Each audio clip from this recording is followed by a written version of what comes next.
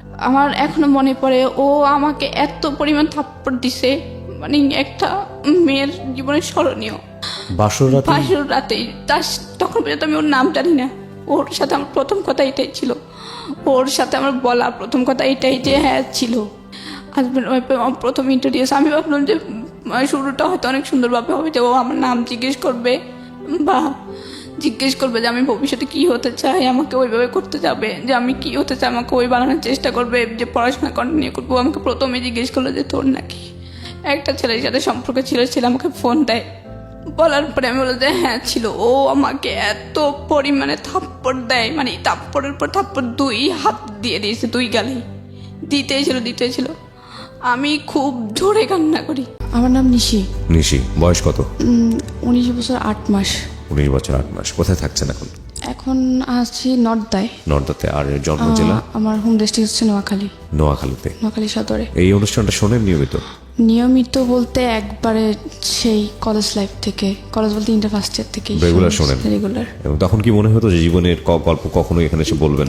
হ্যাঁ, তখন আমার মনে হতো, কিন্তু আমি তখন ভাবতাম যে আমি তো তখন নোয়াখালী ছিলাম, কলেজে ছিলাম, আসি নাই। আমি এতই ভক্ত যে ইউটিউবে দেখতাম। আচ্ছা। তারপরে হচ্ছে আপনাদের আর যে 21শে ফেব্রুয়ারির পরে যে একটা বই ছিল, একটা আরজে কিবরিয়া দিয়ে আই লাভ আরজে কিবরিয়া প্রথম পেজে লেখা ছিল। তারপরে 10টা গল্পের, হ্যাঁ, ওই বইটা আমি ফার্মগেটে ছিলাম হোস্টেলে, তখন ওই বইটা আমি অনলাইনের মাধ্যমে নিই। আমি বুঝতে পেরেছি আপনি খুব ম্যাড ফ্যান। ঠিক আছে, শুনি আপনার জীবন গল্প ছোটবেলা থেকে, যেখান থেকে বলার আপনি বলুন প্লিজ। ছোটবেলা থেকে শুরু করতে হচ্ছে, আগে আমার আম্মুর দিক থেকে শুরু করি, যে কারণ আমার আম্মুর পর থেকে আম্মু হচ্ছে একটা নোয়াখালীরই একটা সদরের একটা সম্ভ্রান্ত ফ্যামিলির মেয়ে। আমার নানাও হচ্ছে একজন সাংবাদিক ছিল। তো ওই হিসেবে ওনাদের ফ্যামিলি ব্যাকগ্রাউন্ড খুবই ভালো। আমার নানুর বাবা ছিল ইঞ্জিনিয়ার, নানুরা সবাই। কিন্তু আম্মু অত পড়াশোনা করার সুযোগ পায় না, ক্লাস 10 পর্যন্ত পড়াশোনা করে। তো ক্লাস 10-এ এক সাবজেক্ট খারাপ হওয়ার পর আম্মুর আর পড়াশোনা করায় না। আর আম্মু নিজে থেকে আগ্রহ ছিল না, আম্মু কাজের মাধ্যমে ছিল সবসময়, যে ঘরের কাজ করবে এই। তারপরে আম্মুর হচ্ছে 3 বোন 2 ভাই। তো পর্যায়ক্রমে আম্মুর বিয়ে হয় হচ্ছে ফেনী জেলায় একজন আদম ব্যবসায়ীর কাছে বিয়ে হয়। তাই সেটা নানা জানতো না যে আম্মুর মানে যাকে মেয়েকে বিয়ে দিচ্ছে ছেলে আবার যে আদম ব্যবসা করতে জানে, যে বিজনেস করে, MA পাস ছেলে। কিন্তু উনি জীবিকার তাগিদে আদম ব্যবসা করতে বিদেশের লোক আনা, চিটিংবাজিও ছিল। তো নানা আবার এটা পছন্দ করতো না, কারণ নানা হচ্ছে অনেস্ট লোক, তারপরে আবার হচ্ছে মিডিয়ায় কাজ করে। নানা এটা কোনোভাবে নিতে পারতো না। তারপরে যাই হোক, মেয়ে বিয়ে দেওয়ার পরেও আম্মুরদের ঘরে হচ্ছে কি, আম্মুর সংসারে, মানে আম্মু হচ্ছে সদরের নোয়াখালীর, আর আম্মুর বিয়ে হচ্ছে ফেনীতে, মোটামুটি অনেকটা দূর, অন্য একটা জেলা। তো ওইখানে বিয়ে হওয়ার পরে আম্মুর বিয়ে হওয়ার 13 বছর কেটে যায়, কোনো সন্তান হয় না। মোটামুটি এদিক থেকে কিন্তু আম্মু খুব একটা অশান্তিতে ছিল, মানে শ্বশুরবাড়ির থেকে অনেক কথা শুনতো, আবার এখানে বাড়িতে আসলে অনেক কথা শুনতো যে কেন ছেলে মেয়ে হয় না। তারপরে হচ্ছে এখানে আব্বুর দিক থেকে আম্মু কিন্তু হ্যাপি না। আব্বু আদা ব্যবসা করে, 6 মাস থাকে পালানো, 6 মাস থাকে বাড়িতে। কিন্তু আব্বুর একটা কি, আব্বুদের ফ্যামিলি আবার পুরাটাই শিক্ষিত। আব্বু আবার আমাদের ওখানে ফেনী জেলার সেক্টর কমান্ডার ছিল, মুক্তিযোদ্ধা। তো মুক্তিযুদ্ধের সেক্টর কমান্ডার থাকা অবস্থায় তারপরে ওই সময় আর ওই যে মুক্তিযুদ্ধের অতটা মূল্যায়ন করা ছিল না। ওনার জীবিকা ছিল না, তো উনি আদা ব্যবসায়ী করতো। তারপরে আম্মুর অতটা খরচ বিয়ার করতো না। অনেক ফ্যামিলিতে, শ্বশুরবাড়িতে, যে আমার দাদি করতো কোনো রকম, মানে খাওয়া দাওয়া চলতো আর কি। আম্মু কোনোভাবে করতো না, যে ফ্যামিলি থেকে আসতো ওই ফ্যামিলি ভাবে। তারপরে আম্মু কিন্তু হ্যাপি ছিল, এটা কি দাদু আদর করতো। তো আম্মু যখন 13 বছর পর্যন্ত কোনো ছেলে সন্তান হয় না, আব্বু কি করলো, কোথা থেকে একটা মেয়ে এনে দিল, 7 মাস বয়সের, ছোট্ট একটা 7 মাস বয়সের মেয়ে। আম্মু জানে না যে কোত্থেকে এনে দিয়েছে, কিন্তু আম্মু খুবই এক্সাইটেড, কারণ আম্মু হচ্ছে বড় খালা, মেজো খালা, বড় মামি, ওদের যত ছেলে মেয়ে হয়েছে সবগুলো ছেলে মেয়ে কিন্তু আম্মু মানুষ করছে।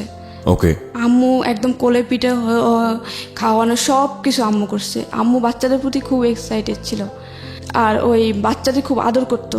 তো যখন একটা 7 মাস বয়সের বাচ্চা দেয়, আম্মুর বলে যে কি এটা আজকে থেকে তোমার। আম্মু আর কিছু জিজ্ঞেস করে না, আম্মু শুধু জিজ্ঞেস করছে যে মেয়েটার তো আমার। হ্যাঁ বুঝলাম, পুরো কাগজপত্র করে নিয়ে আসছো? হ্যাঁ কাগজপত্র করে নিয়ে আসছি, মেয়েটা হচ্ছে আজকে থেকে তোমার, এটা আমাদের মেয়ে, আমরা বড় করব।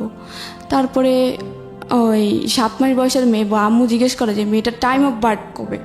তো বললো যে আমি ওর মাকে জিজ্ঞেস করলাম যখন আনি, তখন ওর মাকে জিজ্ঞেস করলাম, বললো যে কি 1998 সালের 15 নভেম্বর। তো আম্মু এটা আবার লিখে রাখে। তারপরে হচ্ছে বাচ্চাদের ছোট যখন থাকে আবার যে হাম বা নিউমোনিয়ার জন্য টিকা দেওয়া হয় 5টা বা 7টা সামথিং, ঠিক জানি না। তো ওই টিকা দেওয়ার জন্য ওই টিকার কার্ডে ডেটটা উল্লেখ করে রেখে দেয়। তারপরে হচ্ছে আম্মু আমাকে বড় করতে, কিন্তু আব্বু আবার দিয়ে যায় আর খবর নেই বাচ্চার, আর খোঁজ খবর নেয় না, আবার পালানো, টাকা মেরে দেয়, এই সেই বিদেশে ও আসে, ওর টাকা মেরেছে, এইসব ঝামেলার ভিতরে নানা এইসব সহ্য করতে পারে না। অনেক এক পর্যায়ে ফেনী থেকে লোক নোয়াখালী সদর পর্যন্ত পৌঁছায় যায়, নানুর বাড়িতে পর্যন্ত। আচ্ছা। তো নানা খুবই অপমান হচ্ছে লোকদের কাছে। তারপর নানা বলে কি আমি এখন মেয়েকে নিয়ে নিব। আমি 13 বছর পর্যন্ত, 14 বছর হয়ে গেছে, মানে 13 বছর পর্যন্ত বাচ্চা হয় না। তো আমার যে মেয়েটাকে 7 মাস বয়সে এনে দেয়, তার বয়স যখন 2.5 বছর হয়, ভাই 15 সামথিং, তখন নানা বলতেছে যে আমি আর রাখবই না, মেয়ে নিয়ে নেব। হয়তো ওর আদম ব্যবসা ছাড়বে, নাহলে আমার মেয়েটা আমি একবারে ডিভোর্স করে নিয়ে নেব। নানা আব্বুকে প্রেশার কিক করে যে তুমি হয়তো আদম ব্যবসা ছাড়ো, আর নাহলে আমার মেয়েকে ছাড়ো। ওকে। উনি কোনো অ্যান্সারে না দেয়। আম্মু তারপর অনেক চিঠি, এখন চিঠির যোগ ছিল, ফোন ছিল না, খুব চিঠি লিখতো। তো আব্বু কোনো চিঠিরে রিপ্লাই করতো না। আচ্ছা। তো আম্মু অনেকবার চেষ্টা করে ওনাদের সাথে যোগাযোগ করা, যে কোনোভাবে যেন সংসারটা না ভাঙে। আর তখন আবার আমি মানে 2.5 বছর একটা মেয়ে আছে, মেয়ের ভরণ পোষণ। তারপরে আমি কোনোভাবে চাই না, এক পর্যায়ে নানা ডিভোর্স করাই ফেলে। তখন আপনার বয়স 2.5 বছর? হ্যাঁ আমার বয়স তখন 2.5 বছর। আচ্ছা। তখন নানা এক পর্যায়ে ডিভোর্স করাই ফেলে। ডিভোর্স করানোর পরেও মানে আব্বু ডিভোর্স পেপারটা অ্যাকসেপ্ট করে না। তারপরে নানা ডিভোর্সটা পেপারটা দিয়ে আম্মুর দিয়ে সাইন করায় পাঠায়। পাঠানোর পরে কিন্তু মেয়ে যদি ডিভোর্স দেয় 3 মাস পরে কিন্তু ওটা কনফার্ম হয়ে যায়, ছেলে অ্যাকসেপ্ট করুক বা না করুক। কিন্তু ছেলে যখন কোনো ছেলে যদি ডিভোর্স দেয়, তখন মেয়ে সাইন করা ছাড়া ওই ডিভোর্সটা কনফার্ম হয় না। তো ডিভোর্সটা কনফার্ম হয়ে যায়। হয়ে যাওয়ার পরে আম্মু এখান দিয়ে এদিক দিয়ে কান্নাকাটি নানুর বাড়িতে। আর মামিরা ছিল একটু অন্যরকম, আর কখনোই কোনো ননদদের সহ্য করে না, মানে এই ভাইয়ের বউরা ননদদের সহ্য করে না। আবার একটা মেয়ে নিয়ে থাকবে ডিভোর্সি, তার মানে অবশ্যই ওদের কষ্ট বের হবে। তারপর আম্মু ওইখানে থেকে সেলাই মেশিনে কাজ করতো, মোটামুটি টুকিটাকি কাজ করে মোটামুটি খরচ জোগাতো। তারপরেও এই যে নানা বলতো যে না, এভাবে তো মেয়েটার জীবন যায় না, দেখি মেয়েটাকে আবার একটা বিয়ে দিই। তারপরে আম্মুর একটা জায়গা থেকে বিয়ের প্রস্তাব আসে। তারপরে আম্মু বলে যে কি না আমি করবো না বিয়ে। তারপরে হচ্ছে কি বল, আম্মু অনেক জায়গা থেকে আসে বিয়ে, যে কয় না আমি করবো না, আমার মেয়ে আছে, আমার মেয়েকে নিয়ে কেটে দেবো। আম্মু আবার কি ফেনী থেকে যখন আসে আমাকে নিয়ে আসে, মানে হচ্ছে কি 2.5 বছর 7 মাস বছরের বাচ্চাটা, 7 মাসের একটা বাচ্চার মায়া উনি ছাড়তে পারে না, কারণ উনি আগে থেকে বাচ্চা পাগল ছিল। তারপর বাচ্চার মায়া ছাড়তে পারে না, উনি ওই বাচ্চা নিয়ে আসে। আবার যখন আমাকে নিয়ে 2.5 বছর বয়সে নানুর বাড়িতে উঠে, তখন আবার নানা বিয়ে দেওয়ার চেষ্টা করে। নানু আম্মু বিয়ে করতে চায় না। তারপরে এক পর্যায়ে একটা ফ্যামিলি আসে, ওখানে হচ্ছে ওনার হচ্ছে 5টা ছেলে মেয়ে। একটা একদম সবার ছোট যে সেটা হচ্ছে 1.5 বছরের বাচ্চা, তার মানে দুধের বাচ্চা, মেয়ে বাচ্চা। তো ওনার ওয়াইফ হচ্ছে মারা যায়। তারপর আম্মুর বিয়ের জন্য আসার পরে আম্মু বলে যে কি 5টা ছেলে মেয়ে, তারপরে বড় মেয়েটার বিয়ে হয়েছে, তার মানে ওরা এখন বড় হয়ে গেছে, 5টা ছেলে মেয়ের উপর আমি কি থাকতে পারবো? তারপর নানা বলে যে কি না দেবো না, 5টা ছেলে মেয়ের উপরে আমার মেয়েকে দেবো না। এখানে আরও গ্রামের পরিবেশ, একবারে গ্রামের মধ্যে। নানুর বাড়িতে একটু মোটামুটি মানে পৌরসভার কাছাকাছি। তারপরে ওনারা যখন মানে একদম জেদ ধরে আছে যে ছেলেপক্ষ যে না বিয়ে করে নিয়ে যাবে। আমার নানুদের ফ্যামিলি একটু মানে সম্ভ্রান্ত ফ্যামিলি, ভালো মেয়ে।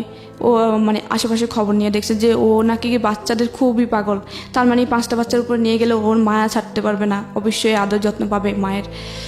তারপরে আবারও যে মেয়েটা আছে ওই মেয়েটা নিজের না, তার মানে ও নিজের অন্যের মেয়েকে এত আদর করে, তাহলে আমার 5টা বাচ্চাকেও ও নিশ্চয়ই আদর করবে। ও তারপরে ওনারা জিদ ধরে আসছে যে বিয়ে করাই ছাড়ানো কেন যাবেই না, একদম পুরা ডাইনিংয়ে একদম একটা বিকেল আসছিল, বিকেল 4টার দিকে আসছিল, আম্মুর কাছ থেকে শোনা যে একদম রাতে 11টা পর্যন্ত ওনারা ডাইনিং থেকে যায় নাই, যা বললো যে আমরা যাবোই না, এখান থেকে বিয়ে না করে যাব না। তারপর পরের দিন বিয়ে হয় আপনার মার? হ্যাঁ, আম্মুর আবার সেকেন্ড বিয়ে হয় ওই ফ্যামিলিতে 5টা ছেলেমেয়ের উপরে। তখন আপনি কোথায় ছিলেন? আমি আম্মুর সাথেই ছিলাম। আম্মু তো আমাকে ফেনী থেকে নিয়ে আসে, কারণ 5টা ছেলে মেয়ের জায়গায় এসে বিয়ে করলো, আপনাকে নিয়ে গেল ওই সংসারে নাকি? তো আম্মু ওখানে হচ্ছে কি শর্ত দেয় যে আমার একটা শর্ত আছে, শর্তটা হচ্ছে আমার মেয়েটাকে নিয়ে আমি ফেনী থেকে চলে আসছি, যদিও আমার মেয়ে না, তারপরে ওর মায়ে আমি ছাড়তে পারবো না। তারপরে বলে যে কি ওকে আমি 7 মাস বয়সে পাইছি, সে দুধের বাচ্চা, সেই দুধের বাচ্চাকে আমি 2.5 বছর পর্যন্ত করছি, আমি ওর মায়া ছাড়তে পারবো না, ওর প্রতি আমার মায়া বসে গেছে। তারপরে বলে যে না না না, আমার 5টার মধ্যে, ওনারা বলে যে তখন না না আমার 5টার মধ্যে ও একটা থাকতেই পারে, আর আমি তো জানি, আমরা তো জানি যে তুমি অনেকে বাচ্চা পাগল। তারপরে আচ্ছা ওই এগ্রিমেন্টে বিয়ে হয়। তারপরে বিয়ের পরপরই ওই বাড়িতে আম্মুকে নিয়ে যায় ওদের 5টা ছেলেমেয়ের উপরে। তখন আম্মু আমাকে, ওদের সাথে কিন্তু হয় যে আম্মু যেখানে থাকবে ওনার মেয়েও সেখানে থাকবে, ওদের সাথেই কিন্তু কথা হয়ে বিয়েটা হয়। তারপরে ওইকে বাড়িতে নিয়ে যাওয়া হয়। বাড়িতে নিয়ে যাওয়ার পরে মানে আমার কাছে প্রথম অবস্থায় আমাকে সে আদর, সবাই কোলে নিচ্ছে। এক পর্যায়ে আমার একটা ওই বাড়িরই একটা কাজিন আমাকে কোলে নিচ্ছে, আমি চিনি না, তো আমাকে অনেক যাতায়াত হলো, আমি খুব জোরে ওনাকে একটা কামড় দিই, ছোটো ছিলাম 2.5 বছরের বাচ্চা, ওনাকে কামড় দিই, উনি এখনও বলে যে তুই আমাকে কামড় দিছিস। তারপরে প্রথম 3-4 দিন ভালো থাকে, এরপরে বলে যে কি তোমার মেয়ে এখানে থাকবে, তোমার বাড়িতে তোমাদের বাড়িতে রেখে আসো, তোমার বাপের বাড়িতে থাকলে সমস্যা কি? আমি বলে যে কি তুমি তো বলছিলা যে আমি যেখানে থাকবো আমার মেয়ে এখানে থাকবে, এখন এটা বলতেছো কি জন্যে? তখন আমার 6 মাস ওই বাড়িতে থাকার পরে ওরা মানে নানাভাবে আম্মুকে অনেক কথা শোনায় যে ওই মেয়ে নিয়ে আসছিস, ওই মেয়ে এখানে খাবে। তারপর ওই বাড়ির দাদি, তারপরে চাচি, জেঠি, তারপরে ওই বাড়ির যে আমার যে সৎ ভাই বোন 5জনের মধ্যে 4জনই আমার বড়, শুধুমাত্র একটা বোন আমার ছোট। আমার ছিল তখন 2.5 বছর, ওর ছিল 1.5 বছর, 1 বছরে বড় আমি ওর। তো আর সবাই ছিল বড়, আর ওইখানের বড় আপুর বিয়ে হয়েছিল তখন, আর গ্রামে তো একটু তাড়াতাড়ি বিয়ে হয়। তো আমার ওই বাড়িতে যাওয়ার পরে বড় আপুর প্রেগনেন্ট থাকা অবস্থায় ওনার প্রথম বাচ্চাটা সিজার করার পরও মারা যায়। তারপরে আম্মুর তখন থেকেই শুরু হয়, ওনারা কিন্তু মানে নিচে ঠিক আছে, কিন্তু ওই যে বড় আপু বড় ছিল, বড় আপু ওদেরকে সবসময় বোঝাতো যে এ হচ্ছে সৎ মা, যারা ছোট ছিল এ হচ্ছে সৎ মা। তারপর বড় ভাইয়া ছিল ক্লাস 7-এর, তারপরে মেজো আপু ছিল ক্লাস 6-এর, তারপরে আরেকটা ভাই ছিল আমার বড়, যে সে ছিল হচ্ছে ক্লাস 4-এর। তারপরে ওদেরকে সবসময় বোঝাতো। তো ওই বড় আপু আর বড় ভাই আম্মুর সাথে মানে অগত্য ভাষায় গালাগালি করতো, কোনো কিছু হলে আম্মুকে বলতো যে চোর, এই সেই। আম্মু বাপের বাড়িতে যাইতো না, তাহলে চুরি করবে কি জন্য? আর আম্মুর বাপের বাড়িতে মানে এই বাড়ির তুলনায় আম্মুদের বাপের বাড়িতে সম্পত্তি পায় কয়েকশো গুণ আছে বেশি, কারণ আম্মুরা অনেক সম্ভ্রান্ত, ওরা কিন্তু অতটা মোটামুটি সচ্ছল আর কি, অতটাই না। তো আম্মুকে সবসময় মানে অনেক, তারপর বলতো যে কাজ পারে না। আম্মু হচ্ছে কি শহরের বড় হয়েছে, শহরের একটা, আম্মু কিন্তু আগে ঢাকায় ছিল, তারপরে বিয়ের আগে ওনাদের গ্রামের বাড়িতে যায়, তখন বিয়ে হয়। তারপরে আম্মু অত বেশি গ্রামের কাজ পারতো না, যে ধান সিদ্ধ করা, তারপরে চাটাই বানানো, বিয়ে শীতল পাটি বানানো, অত পারতো না। কিন্তু আম্মু ওই তারপরেও মানায় নিছিল যে পাতা দিয়ে রান্না করা লার্কির চুলায়, তারপরে সব কিছুই মানা নিছিল। তারপরে কিছু একটু ভুল হইতো, কারণ উনি মাত্র আসছে একদম শহর থেকে, যারা ছোটোবেলা থেকে ঢাকায় বড় হওয়া, ওরা কিন্তু হঠাৎ করে লার্কি চুলায় গেলে কিন্তু অবশ্যই ওদের একটু গোলমিল হয়। এত পরিমাণ কথা ছিল, আমার জেঠি কথা শোনাইতো, দাদু কথা বলতো, কোত্থেকে আনছে নবাবের বেটি, এই সেই যা পারতো বলতো। আর আম্মু শুধু কাঁদতো, আর ওই ভাইয়া শুধু একটু যদি তরকারি মানে একটু হইতে দিত, বলতো যে ঝাড়ুর আগা ধরে গোড়া দিয়ে মারা উচিত, একটারে আনছে, ঠিক মতো রান্না বান্না করতে পারে না, ঠিক টাইমে ও উনি তো আসলে আগের মায়ের ঘরের ছিলেন তো, তাই না? হ্যাঁ, ওনারা আম্মুর সৎ ছেলে মেয়ে, কিন্তু আম্মু কখনোই ছেলে মেয়ে কাউকে বলতো না যে ও আমার সৎ ছেলে মেয়ে, বা কেউ বুঝতে পারতো না।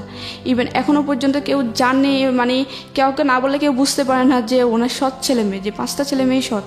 এলাকায় মানুষের কাছে এত পরিমাণে সুনাম আমার আম্মুর, যে একমাত্র দেখা যে সৎ মা এরকম হয়, আর 5টা ছেলে মেয়েকে এতটা আপন করে নেওয়া। তারপরে হচ্ছে আমার ওইখানে যায়, তারপরে আমার বলে যে কি আমার তখন 3 বছর হয়, 2.5 বছর থেকে আমি 6 মাস পর্যন্ত থাকি। তারপরে বলে যে অনেকভাবে প্রেশার কিক করে, আম্মু বাধ্য হয়ে অনেক অত্যাচারের মধ্যে দিয়ে আমাকে রেখে আসে, আমাকে ধরে মারতো। তারপর বড় আপু আমাকে 2 দিন পর্যন্ত, মানে আমি 3 বছরে ছিলাম তখন, 2 দিন পর্যন্ত গলা চেপে ধরছিল মারার জন্য। আম্মু হঠাৎ করে দেখে ফেলছিল একদিন, আরেকদিন দেখছিল পাশের বাড়ির একটা আম্মু, মানে ভাবি রাখতো আমার, ওই ক্ষেত্রে আমাদের চাচি হতো, উনি দেখছিল। তো আমার বলতো যে 3 বছরের বাচ্চাটাকে তুমি মারতেছো কি জন্যে, একদম গলা চেপে মেরে ফেলতো। ওরা চাইতো যে এ যদি বড় হয়, এ নিশ্চয়ই আমাদের প্রত্যেকটা জিনিসে ভাগ ধরবে। তারপরে হচ্ছে আম্মু নানা চাপের মধ্যে আমাকে দিয়ে আসে নানুর বাড়িতে। আচ্ছা। দেখতেছি মেরে ফেলার চেষ্টা করে, মারে ধরে। তারপরে আম্মু নানুর বাড়িতে দিয়ে আসে। তারপরে নানুর বাড়িতে তো ওরা আবার মামি, ওরা তো একদম সহ্য করতে পারে না। নানুর মামির বাড়িতে, মানে নিজের বাড়িতে দিয়ে আসে, নিজের বাবার বাড়িতে দিয়ে আসে। হ্যাঁ। নানুর সাথে কথা বলে দিয়ে আসে, বলে যে কি মেয়েটা। এদিকে আপনার ওই সেই বাবা, মানে আপনার মার ফার্স্ট হাজবেন্ডের কি অবস্থা? উনি তখন খবর নিতে যাচ্ছিল না, মানে উনি কি জানতো যে বিয়ে হয়ে গেছে বা এরকম কোনো কিছু কি জানতো? উনি সেটা জানতো, কিন্তু তখন বাচ্চার খবর নিয়েছিল। কিন্তু আপনার খবরটা তো নেওয়া উচিত ছিল, কারণ উনি তো নিয়ে আসে পালক। হ্যাঁ, উনি নিয়ে আসে তখন, কিন্তু আমার খবর নিত না। যখন আম্মু নানুর বাড়িতে আমাকে রেখে আসে, তখন একটু নেওয়ার চেষ্টা করে। আম্মুর একটা দুঃসম্পর্কের মামাতো ভাইয়ের থেকে খবর নেওয়ার চেষ্টা করতো, যে মেয়েটাকে আমি নিয়ে আসতে চাই, মেয়েটা নিয়ে আসতে চাই। তা আম্মু বলতেছে কি আমার মেয়ে আমি নিয়ে আসছি, এত দিন হয়ে গেছে, এখন কেন খবর নিতে আসছে? তখন উনি আর বলে, আম্মু আর চায় না যে ও। তারপর নানুর বাড়িতে রেখে আসে, রাখার পরে ওইখানে আমি তো শুধুমাত্র আম্মুর আদর পেতাম, যদিও নানুর, কারণ নানুরাও আবার ওইভাবেই দেখতো যে ওটা তো আমাদের বংশের না বা আমাদের মেয়ের না। আমি শুধুমাত্র আম্মুর আদর পেতাম। তা আমি সারাক্ষণ কান্না করতাম, আম্মুর থেকে আলাদা করে বসে। একটা 3 বছরের বাচ্চা মার থেকে আলাদা করলে যা হয়, আমি সারাক্ষণ কান্না করতাম আর আম্মু আম্মু করে চিৎকার দিতাম। তারপর আমার বড় খালা আমাকে আদর করতো অনেকটা, তো বড় খালা আদর করে বড় খালার কাছে রাখতো। বড় খালা আবার নানুদের বাড়ির ভিতরে জায়গা কিনে ওনার বাড়ি করে ওনারই থাকে। তো হচ্ছে বড় খালা আমাকে ওনার কাছে রাখে। তো আমার 5 বছর পর্যন্ত হওয়ার পরে আম্মু বলে যে কি আমি থাকতে পারবো না। মেয়েটাও দিন দিন আমি বারবার অসুস্থ হই, সেন্সলেস হয়ে যায়, কান্না করতে করতে সেন্সলেস হয়ে যায় বাচ্চা থাকা অবস্থায়। তারপরে আম্মু তারপরেও আন্টি অনেকভাবে রাখার কারণে আমার 5 বছর পর্যন্ত হয়। তো আম্মু বলে যে কি এবার মেয়েটাকে আমি আমার কাছে এনে রাখবো, ভর্তি করবো এখানের স্কুলে। তারপরে আম্মু ভর্তি করানোর জন্য ওই আব্বুর বলে যে কি এখানে তোমার ছেলেটাও আছে, আমার মেয়েটারও তোমার একসাথে একই স্কুলে ভর্তি করাই, তাহলে ওর তো এখন স্কুলে দেওয়ার সময় হয়ে গেছে। তারপরে বলে যে কি না এখানে কেন দিবে, ওইখানেই থাক। তারপরে আম্মু অনেক কান্নাকাটি করে তারপরে অনেক সালিশ হয় আর কি। তারপর মুখামুখি বলে বসে, বিয়ের সময় যারা ছিল যে বলে যে কি মেয়ে নিয়ে বিয়ে বসছে, এখন মেয়ে মানতে চায় না। আমার মেয়েটার তো আমি বিয়ে করবো, ওর কষ্ট শুধুমাত্র ওদের বাড়িতে থাকবে, হয়তো একটু খাবে, আর প্রত্যেকটা জিনিস জামা কাপড়েতে পড়াশোনার সব কষ্ট আমি বিয়ে করবো। তারপরে মেয়েটা আমার কাছে থাকুক, আমি মেয়েটার সাথে থাকতে পারবো না। কিন্তু ওদেরকে খুব আদর করতো, কারণ আমার ছোটো বোনটা 1.5 বছরের ছিল, দুধের বাচ্চা, ওরে খুব আদর করে বড় করে। ও আবার আম্মুরে মা বলেই ডাকতো, কারণ ও তো বাচ্চা ছিল, আম্মু এইভাবে বড় করে। কিন্তু অন্য সবাই কিন্তু আম্মুর সাথে খুবই বাজে ব্যবহার করতো, আম্মু আদর করতো। ফারুক ভাইয়া যখন, মানে বড় ভাইয়া যখন 7 ছিল, তখন 7 থেকে ভাইয়া পড়াশোনা করতে যেত না, কিন্তু ভাইয়ারা খুব চাইতো পড়াশোনা করো পড়াশোনা করো। তারপরে আমাকে অনেক সালিশ হয়ে এলাকার মুরব্বী যারা ছিল বিয়েতে, তারপর নিয়ে যায় ওই বাড়িতে। নিয়ে যাওয়ার পরে আমাকে ফার্স্ট ক্লাস 1-এ ভর্তি করে। তখন আমার আবার জন্মের তারিখ একটু চেঞ্জ করে দেয়, যে আমার যখন 15 নভেম্বর ছিল ওই বয়সে আমাকে ভর্তি করতে পারতেছিলাম। ওই সময়টা থেকে আপনি জানতেন যে এরা আপনার অরিজিনাল বাবা মা না? না, আমি জানতাম না, কারণ আমি বুঝতাম না। আম্মু বুঝাইতো যে ও তোমার বাবা, ও তোমার ভাই, ও তোমার বোন। তা আমি বলতাম যে ভাইয়া। কিন্তু আমার মাঝে মাঝে বলতাম আম্মু বড় ভাইয়া পপিকে আদর করে, আমাকে করে না কেন? এটা কিন্তু আমি খুব প্রশ্ন করতাম আম্মুকে। আচ্ছা। আমার কিন্তু মনে আছে যে এটা আমি খুব করতাম, যে আম্মু বড় ভাইয়া পপিকে আদর করে, আমাকে করে না কেন? আমি তো ভাইয়া রাখি। আমি যদি বলতাম যে ভাইয়া বলে এবার ধরতাম, ঠাস করে থাপ্পড় মারতো, যদি শর্ট এটা বলে থাপ্পড়। তো আমার আবার বুঝতাম যে নিশ্চয়ই কোনো সমস্যা। আমি ভাইয়া রাখি, তারপরেও কেন জানি আমাকে আদর করে না। বড় আপু তো পাইলে যেখানে আমাকে একা পাবে সেখানে গলা চাপে, যেখানে একা পাবে সেখানে গলা চাপে। তারপরে আম্মু সালিশের পরে আমাকে যখন নিয়ে আসে ভর্তি করে ওইখানের একটা স্কুলে, জন্ম তারিখ চেঞ্জ করে 1 জানুয়ারি দেয়, 15 নভেম্বরে ভর্তি করতে পারছিল না, যে এত ছোটো মেয়ে ভর্তি করবো না ক্লাস 1-এ। তারপরে ওদের সাথে আমরা, তারপর ক্লাস 4-এর যে ভাইয়া ছিল ওরে আবার আমাদের সাথে, ও পড়াশোনায় ভালো ছিল না। আমি বললো যে ওর তো এখনো বয়স বেশি হয় না, ওরে 1-এ দিয়ে দাও। তো ওরা 1-এ দিয়ে দেয় আমার সাথে। আমি, তারপর আমার ওই ভাইটা, আমার সৎ ভাই, আমার বড় যেটা ওটা ছোটো ভাইটা, তারপরে আমার একটা চাচাতো বোন, ওই বাড়ির চাচাতো বোন, আমরা 3 জন একসাথে ক্লাস 1-এ ভর্তি হই। তো আমাদের যখন ভর্তি হয় তখন আমাদের রুল ছিল হচ্ছে, আমার ভাইয়ের ছিল হচ্ছে 43, আমার ছিল 44, আমার ওই বোনের ছিল 45। আমরা সিরিয়ালে ভর্তি হই।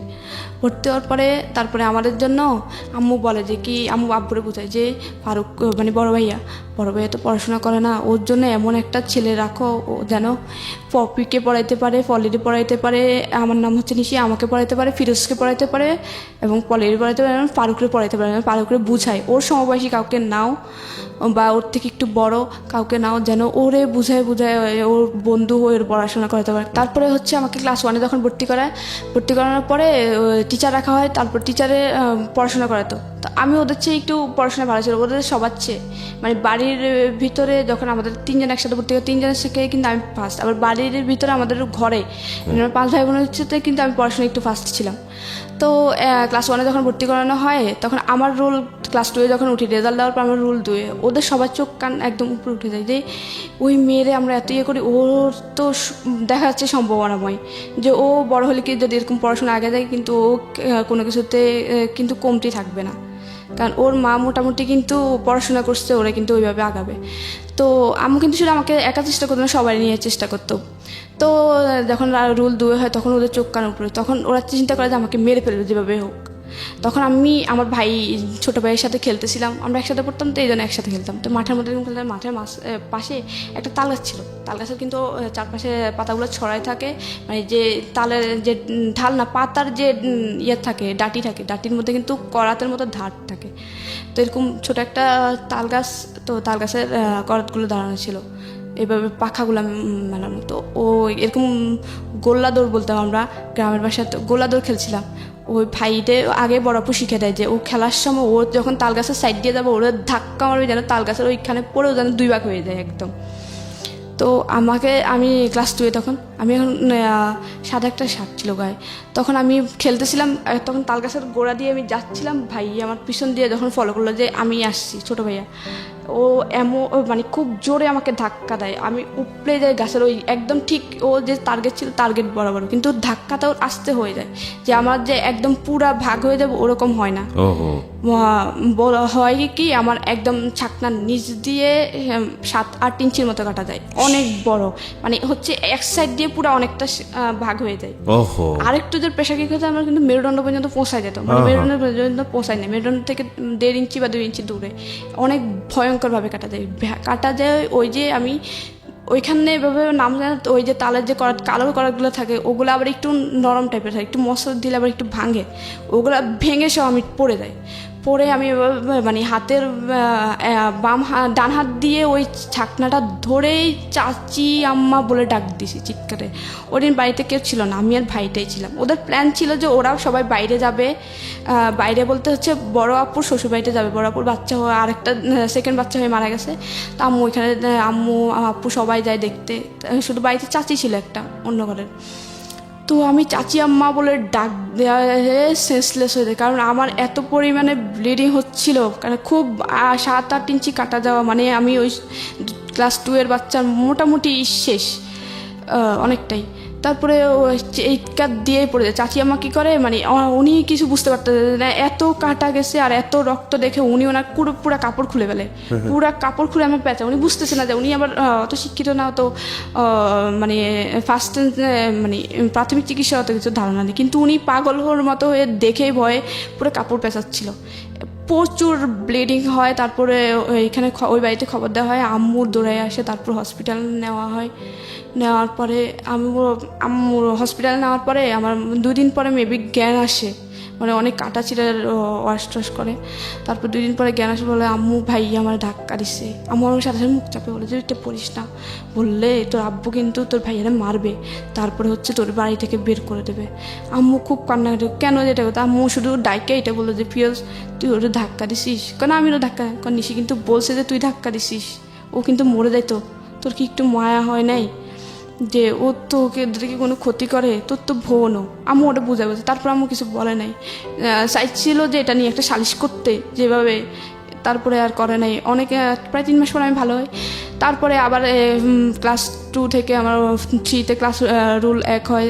তারপর ওদের মানে নানা অত্যাচার আছে, আম্মুরে আব্বু মারতো খুব, এসব নিয়ে কিছু বললে মানে দাদি শিখে দিত যে ও ছেলে মেয়েদের ইয়ে করবে না। তারপর 4-এ যখন উঠি তখন না 4-এ উঠি, হ্যাঁ, তখন আমার রুল 1 হয়। 1 হওয়ার পরে যখন 5-এ উঠবো, এর আগে ভাইয়া কী করে, এলাকায় একটু রাজনীতি করতো। ওই যে এলাকার হেড স্যার, আমাদের গ্রামের হেড স্যারের সাথে কথা বলে যে ওই ও হচ্ছে আমার বোন, ওরে যদি এবার 4-এ যদি ফেল না করে এসিস তোর কিন্তু এলাকায় থাকতে দিব না, কীভাবে করবি জানি না। তো উনি কী করে, উনি ভয় পেয়ে উনি আমাকে ফেল করায় ক্লাস 4-এ। এখন এটা তো পুরো অবিশ্বাস্য যে ক্লাসের ফার্স্ট গার্ল সে কখনো ফেল করতে পারে না, তাও আবার ক্লাস 4 থেকে 5 উঠবে। তারপর আমি খুবই কনফিডেন্স, কারণ আমি বললো যে আমি ওরে পড়াই, আমি জানি ওর পড়াশোনা কেমন। তো আম্মু বলে যে কি আমি ওই খাতা চ্যালেঞ্জ করব, যে আমি খাতা দেখবো, আমার মেয়ের খাতা দেখে তারপর আমি মানবো যে আমার মেয়ে ফেল করে। আমি প্রচুর কান্না, আম্মু আমাকে খুব মারে যে ফেল করছিস কী জন্য, নিশ্চয়ই তোর খারাপ। তারপর আম্মু হেড স্যারের কাছে যাই, বা আমাদের প্রধান শিক্ষক উনি স্বীকার করতে চাচ্ছিল না যে এরকম কিছু। পরে আম্মু বলে যে কি আমি আপনাদের স্কুল কর্তৃপক্ষের কাছে যাবো, স্কুলের মালিকের বাড়ির পাশে ছিল, ওখানে যাই। তারপরে অনেকের পরে উনি স্বীকার হয় যে আপনার ছেলে আমাকে বাধ্য করছিল, যে আপনার ফেল করার জন্য বাধ্য করছিল, উনি আমার বাড়িটারই আগুন দিবে এই সবের জন্য আমি বাধ্য হই। এটা ক্লাস 4-এ, আমি 5-এ উঠবো, আমার ফাইনালে ফেল করায়। তারপরে আম্মু বলে যে আমি খাতা দেখবো, তখন আম্মু অনেক জোরাজোরির পরে তারপরে উনি বুঝতে পারে যে আম্মু হাল ছাড়ার মেয়ে না, আর আম্মু কনফিডেন্স ছিল আমি আমার মেয়েকে পড়াই, ও ফেল করতে পারেই না। তারপরে ইয়ার পরে উঠাই, চাপে পড়ে উঠাই, তখন আমার আর রুল হয় না, 1 হয় না আর কি। তারপরে অনেক কারণ 1 তো দিয়ে দেয়, কারণ আবার যেটা ঘোষণা হয়ে গেছে রেজাল্ট, এটা তো আবার ইডিট করতে অনেক সমস্যা, অনেক কিছু ফেস করতে হবে। তারপরে একটা 12 রুলের একটা চলে যায়, ওর জায়গায় আমাকে দেয়। তারপরে হচ্ছে আমি 6-এ উঠি, তারপর ও খুব মারামারি করতাম, আমি পড়তে দিত না, ইয়ে করতো, আম্মুকে অনেক গালাগালি করতো, অনেক অত্যাচারের মধ্যে দিয়ে, কারণ পড়াশোনার খরচ দিত না, নানুর বাড়ি থেকে আম্মু আনিয়ে দিত, তারপর সেলাই মেশিন চালে আমার খরচ বিয়ে করতো। তারপরে আমি 6-এ উঠি, 7-এ উঠি। তারপর আমার স্কুল জীবনটা খুব ভালো ছিল। আমি যখন হাই স্কুল জীবনে যাই আমার খুব ভালো লাগতো, কারণ আমি হাই স্কুলের জীবনটা স্যাররা আমার খুব আদর করতো। মোটামুটি হাই স্কুল তো অনেক স্কুল থেকে আসি একটু কন্টেস্ট হয়ে যায়, তখন আমার রুল হয় 6। তখন আমার স্যারদের আইকন থাকে আমি একটার জন্য, আমি হচ্ছে দেশাত্মবোধক গান, তারপর সাংস্কৃতিক অনুষ্ঠানে অংশগ্রহণ করতামই, দেশাত্মবোধক গানের জন্য স্যার আমাকে চিনত। দ্বিতীয়ত হচ্ছে ক্রীড়া প্রতিযোগিতার জন্য, ক্রীড়া প্রতিযোগিতা হচ্ছে আমি 100 মিটার দৌড় প্রত্যেক বছর চ্যাম্পিয়ন ছিলাম, প্রত্যেক বছর এই স্কুলে চ্যাম্পিয়ন। স্যার আমাকে চাইছিল যে জেলা পর্যায়ে খেলানোর জন্য, কিন্তু আম্মু মানা করছিল যে মেয়ে মানুষ দৌড়াদৌড়ি ভালো না। তারপরে গোলক নিক্ষেপ বলতো, 100 মিটার দৌড় বলতো, এসব প্লেয়ারের জন্য স্যার মানে ক্রীড়া শিক্ষক, তারপর আমার পড়া শিক্ষক, ওদের চোখে ছিলাম আমি। মোটামুটি পড়াশোনায় ছিলাম 6-7, মানে 10-এর দিকে আমার রোল যেত না। তারপর আবার কিন্তু ক্লাস 1 থেকে ক্লাস 10 পর্যন্ত আমার কোনো বেতন দিয়ে পড়তে হয় নাই, যদি ওখানে বেতন লাগে, কিন্তু আমার হচ্ছে যে মেধা তালিকা থাকার কারণে উপবৃত্তি পেতাম, ক্লাস 10 পর্যন্ত উপবৃত্তি পেতাম। তারপরে যখন আমার ভাই ছিল আমার 4 বছরের, না 4 বছর না 4 বছরের বড়, তো ভাইয়ের যখন আমি ক্লাস 7-এ উঠি, আমার বাড়ির পাশে একটা নতুন বাড়ি হয়, মানে বাড়ির মেন রোডের অপোজিটে আর কি। আমাদের বাড়িটা হচ্ছে হাইওয়ে রোডের সাথে, হাইওয়ে রোডের এপাশে হচ্ছে আমাদের বাড়ি, ওপাশে একটা নতুন বাড়ি হয়। তো আমার ভাইয়ের সাথে একটা ফ্রেন্ড আমাদের বাড়িতে আসতো সব সময়। তো ও দেখতো যে আমার আম্মু খুব অত্যাচারিত হয়, আমি খুব অত্যাচারিত হয়, খুব গালাগাল করে, খুব বিয়ে করতো, অনেক কাজ করতাম। আমাদের আবার কৃষিকাজ করতো বাড়িতে, আমি মোটামুটি কৃষিকাজে সব কিছুই পারি, কারণ থাকতে থাকতে করতে করতে পানি দিতে হয়তো, কলের অনেক নিচে পুকুর থেকে উঠে তরমুজ খেয়ে, তারপর টমেটো খেত, বেগুন খেত, এগুলো পানি দিতে হয়তো করতাম। এটা মনে করতাম যে আমি বলতাম যে আমাদের ক্ষেত সবাই করে, আমিও করবো, তারপরে করতাম। তারপর হচ্ছে কি ওই ভাইয়ের সাথে ওর ফ্রেন্ড আসতো, ও দেখতো, ওর প্রতি কেন জানি আমার প্রতি একটু মায়া হয়ে যায় যে মেয়েটা অসহায়। ও জানতো যে আমি ওদের সৎ ভাই বোন, আমি তখন একটু বুঝি যে ওরা আমার সৎ ভাই বোন। ও আমি আবার এখানে একটা কথা বলি, আমার বাবার আদর কিন্তু বাবা কিন্তু কোনো দিনও আমাকে 1 সেকেন্ডের জন্য বাবার বলে মানে মেয়ে বলে আদর করে নাই, কখনো না। মানে অনেক সময় দেখা যেত কি আম্মু আদর করেই বসাইতো, বাবা মাঝখানে, আমার ছোটো বোনটা এই পাশে, আমি এই পাশে, কারণ আমরা দুজনে ছোটো ছিলাম সবার। উনি কী করতো, মানে কিছু থেকে কিছু হয়েছে, একটা ভাত ধরে প্লেট থেকে পড়তো, ছোটো বাচ্চারা যখন খেতে যায় একটা দুটো ভাত ঠাস করে থাপ্পড় মারতো, কিন্তু নিজের মেয়ে যখন পড়তো তখন কিন্তু কিছু না, আমাকে মানে ভাত খাওয়া অবস্থায় মারতো। তা আম্মু বলতো যে কি ভাত খাওয়া অবস্থায় কুকুরকে মারা না, তুমি আমরা ছোট্ট মেয়েটার মারলা, তখন আম্মু কুলটা মার দেওয়া হতো। কথা বলবি কেন, হুঁ করতে পারবি না, একদম ডিরেক্ট বলতো যে তোর মেয়ে কিন্তু তোর না, আবার আমার খাচ্ছে, আমি যেভাবে চালাবো ওইভাবেই। তারপর এরকম ছিল। তারপর ওই ভাইয়ের বন্ধুর সাথে, ভাইয়ের বন্ধুটা আমাদের বাড়িতে প্রায় আসতো ওর সাথে সাথে, তো আমার প্রতি মায়া পড়ে যায়। তারপরে তখন আবার ওদের স্কুলে আমাদের স্কুল ভিন্ন ছিল, তো ও কী করতো, আমার প্রায় সময় আমাদের স্কুলে আমার সাথে, আমি স্কুলে যেতাম একদম লাস্ট টাইম যেতাম, মানে এই স্কুল 10টায় বসতো, 10টায় যেতাম, মানে 10টার একটু আগে বের হয়ে দৌড়াইয়া যেতাম। অনেক সময় যে হাজিরা রোল কল করতেছিল, আমি তখন দৌড়াই যায় রুমে ঢুকতাম। তো ও কী করতো, সাইকেল নিয়ে আমার পিছনে পিছনে আসতো, ও একটু আস্তে আস্তে একটু ইনভলভ হচ্ছিল। তো ও একদিন আমাকে 7 থাকতেই প্রপোজ করার পরে আমি বললাম যে কি ওদের সাথে আমার সাথে যায় না, কারণ আমি ওদের ফ্যামিলির সৎ মেয়ে, আমাদের সাথে যায় না। তারপরে ও আমাকে আস্তে আস্তে বুঝাতো। যখন ক্লাস 8-এ উঠি তখন আমি বললাম যে একটা ভালো ছেলে আমাকে এত আদর করে, এত বুঝায়, মানে আমি আদরের প্রতি অ্যাডিক্টেড ছিলাম, কোনো জিনিসের না, যে আমি শুধুমাত্র মায়ের আদর পাইছি জীবনে, বাবা কি জিনিস আমি কখনোই বুঝি নাই। তারপরে হচ্ছে ভাই কি জিনিস তা তো নাই। তো ও যখন আদর করতো, মানে যে আমাকে একটু আদর করতো, আমি তার প্রতি মানে খুবই ভক্ত হয়ে যেতাম। ও আমাকে একটু আদর করতো, কেয়ার করতো, তো আমি ওর তো তারপরে 8-এ বলি যে হ্যাঁ, 7-এ ও আমাকে প্রপোজ করে, এটা আমি হ্যাঁ বলি। তারপরে হ্যাঁ বলার পরে আমাদের প্রেমটা একটু কন্টিনিউ থাকার পরে তারপরে জেএসসি পরীক্ষা ছিল। জেএসসি পরীক্ষা দেওয়ার পরে ও হঠাৎ করে বলে যে কি আমার বোন বলছে যে আপনার সাথে কথা না বলতে, ও আমাকে আপনি করে বলতে, আমি আপনাকে বলতে, কথা না বলতে। আমি কেন জানি ওই জেএসসি পরীক্ষার সময় আমার সমাজ পরীক্ষা ছিল, আমি খুব কান্না করি যে ও কেন আমার সাথে কথা বলবে না। ও হঠাৎ করে বলতেছে যে আমি আপনার সাথে রিলেশনটা কন্টিনিউ করবো না, আমার বোন বলছে আপনার সাথে কথা না বলতে। ওর বোন আবার ব্যাপারটা একটু জানে, তা আমি আর কিচ্ছু বলি না। আমি খুব কান্নাকাটি করি এক পর্যায়ে, তখন আমি খুব কান্নাকাটি করি। তারপরে কেন জানি আমি ওকে খুঁজতাম। তারপরে আমার জেএসসি পরীক্ষা শেষ হয়, বাড়িতে চলে আসি। আর জেএসসি পরীক্ষাটা আবার মাইজি আমার ছোটো মামার, মানে আমাদের জেলার শহরে আমার ছোটো মামার বাসা ছিল, তো ওইখান থেকে আমি জেএসসি পরীক্ষাটা দিই। আমাদের কেন্দ্র ছিল ওইখানে। তো আসার পরে ওর সাথে ওর দেখাও হয় না, যে ও আমাকে কখনো ফোনও দেয় না। আমার মায়ের ফোন দেয় বলতে আমার তো ফোন ছিল না, আমার ফোন দিত, তো আর কখনো ফোনও দিত না। তো আমি খুব কান্নাকাটি করতাম যে আমি এখন ওটা মিস করি, যে ও আদর করতো, আদরটা পাচ্ছি না। আদর বলতে কি? আদর বলতে হচ্ছে কি মানে ও আমাকে বুঝাইতো যে এই শুনো, ভাইয়া যখন মারবে কিছু বলিও না, পড়াশোনা করিও, দেখবা কিছু পরামর্শ দিত, ভালো কিছু পরামর্শ দিত, এটাকে আপনি আদর বলছেন? ওকে, হ্যাঁ। খুব মায়া করতো যে এটা করো না, এটা করো না, এই কেয়ার করতো যে অসুখ হলে এই করো। তারপরে আমি মানে কেন জানি ওরে খুব মিস করতাম এই টাইমটাতে। মিস করার এক পর্যায়ে আমি ক্লাস 9-এ উঠি। ওঠার পরে আমি ওর মানে স্কুল আসার সময় ওরে মিস করতাম। ও আগে আমার স্কুলে আসার সময় পিছন পিছন আসতো, আবার স্কুল ছুটি হলেও পিছন পিছন যাইতো। ও ছিল অন্য স্কুলে, ও লেজার টাইমে পালাই চলে আসতো আমার জন্য। আইসা তারপরে আমার ছুটির টাইমে স্কুলের সামনে দাঁড়িয়ে থাকতো, একসাথে যেতাম। তারপরে হচ্ছে আমি ওর সাথে অনেকদিন পর্যন্ত যোগাযোগ না থাকায় আমার খুব খারাপ লাগে। এক পর্যায়ে আমার কেন জানি মনে হলো যে আমার ওর সাথে কথা বললে মনে যে ভালো লাগে। তো এরকম সবরাত ছিল, আমি সবার কাছ থেকে শুনতাম যে সবরাতে আল্লাহর কাছে কিছু চাইলে মনে হয় সবাই বলতে যে পাওয়া যায়। তো আমি সবরাতে আল্লাহর কাছে বলি যে আল্লাহ আমার সাথে যেন ওর সাথে 1 সপ্তাহের ভিতরে দেখা হয়। আমার কেন জানি মনে হচ্ছে ওরকে একবার দেখি, আর কিছু না। তারপর সবরাতের পরের দিন স্কুল সাধারণ সবারই বন্ধ থাকে। তারপরে এর পরের দিন হচ্ছে স্কুল ছুটি হয়। হঠাৎ করে আমি বাড়ি থেকে বের হয়ে স্কুল দিকে যাচ্ছি হেঁটে, হঠাৎ দেখি যে ও পিছন দিয়ে দৌড়ায় আসে। এরপর আমি ওরে দেখে আমার কিন্তু রাগ, কারণ ও হঠাৎ করে আমাকে সাথে সাথে কথা বলা অফ করে দিছে। আমি যদিও চাইছি যে ওর সাথে দেখাও, কিন্তু আমার মধ্যে একটা রাগ কাজ করছিল। তখন আমি আরও জোরে জোরে হাঁটতাম, কারণ আমি ওই যে দৌড়ে ফার্স্ট ছিলাম 100 মিটার দৌড়ে, আমি খুব জোরে হাঁটতাম। আমার সাথে হাঁটে ও পারতো না, আমি খুব দৌড়ায় হাঁটে ওর সামনে অনেক সামনে চলে যায়। ও বলে কি দাঁড়ান না, আমি আপনার জন্য দৌড়ে আসলাম, আপনি এত জোরে হাঁটতেছেন কেন, মেয়ে মানুষ এত জোরে হাঁটে কীভাবে? তারপর আমি বললাম যে মনে মনে বললাম যে এতদিন পরে আসছে আমার খবর নিতে, আমি কথা।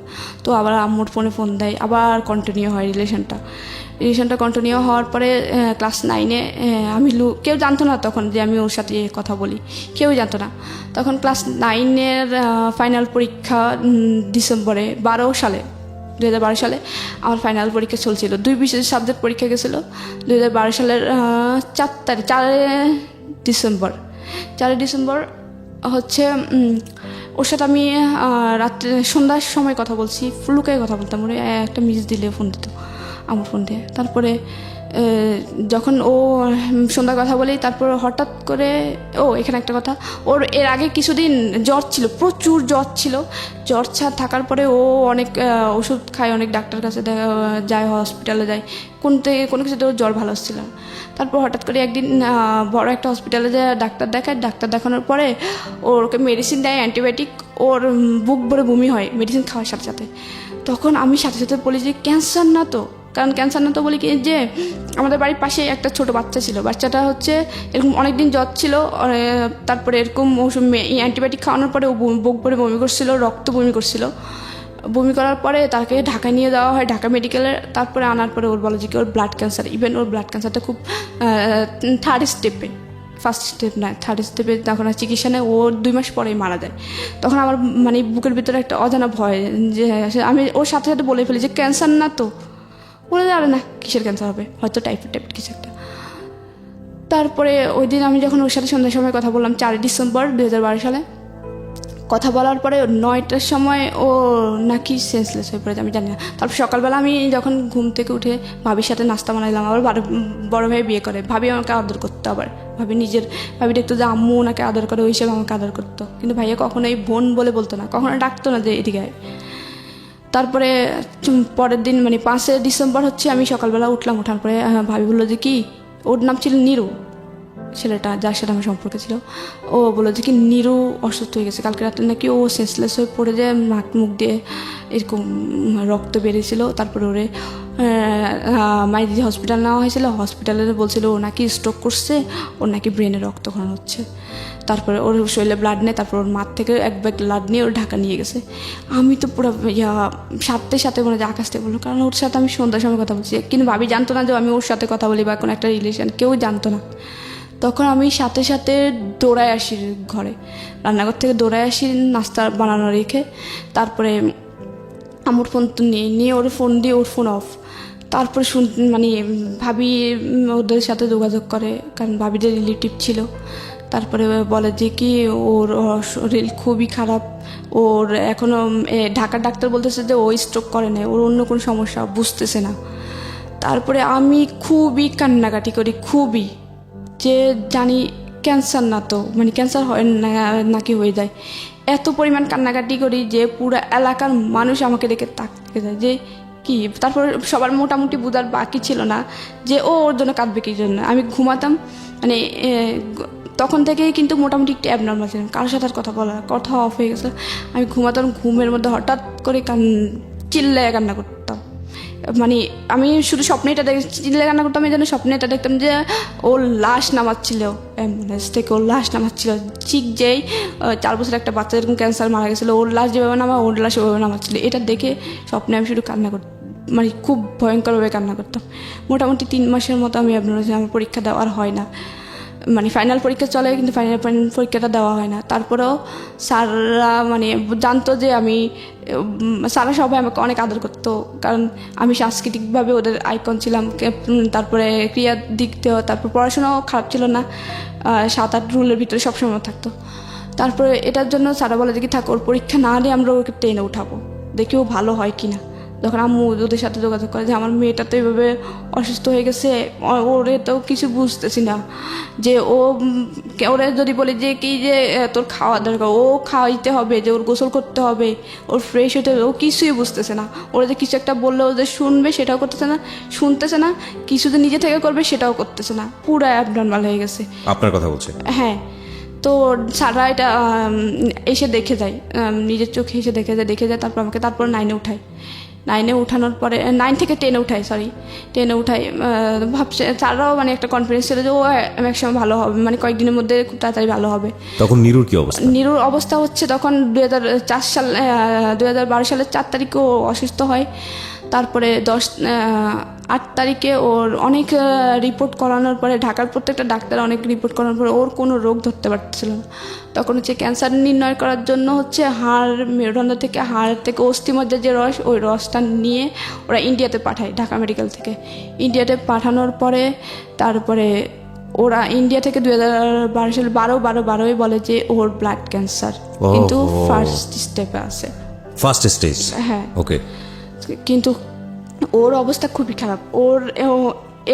এটা জানার পরে কি আপনার এই অবস্থা, নাকি আপনার অবস্থা আপনার মতো করে খারাপ হয়েছে? আমার অবস্থা তখন থেকেই খারাপ, যে আমি তো আমার মনে কেন জানি বলছিল যে ওর ক্যান্সার, কারণ যখন ও অ্যান্টিবায়োটিক খাইছিল আরও আগে, 1 সপ্তাহ আগে যখন ও অ্যান্টিবায়োটিক খাইছিল, আমি তখন মুখ দিয়ে কিন্তু ফট করে বলেই ফেললাম যে ব্লাড ক্যান্সার না তো, বলেই ফেলছিলাম যে ব্লাড ক্যান্সার না তো।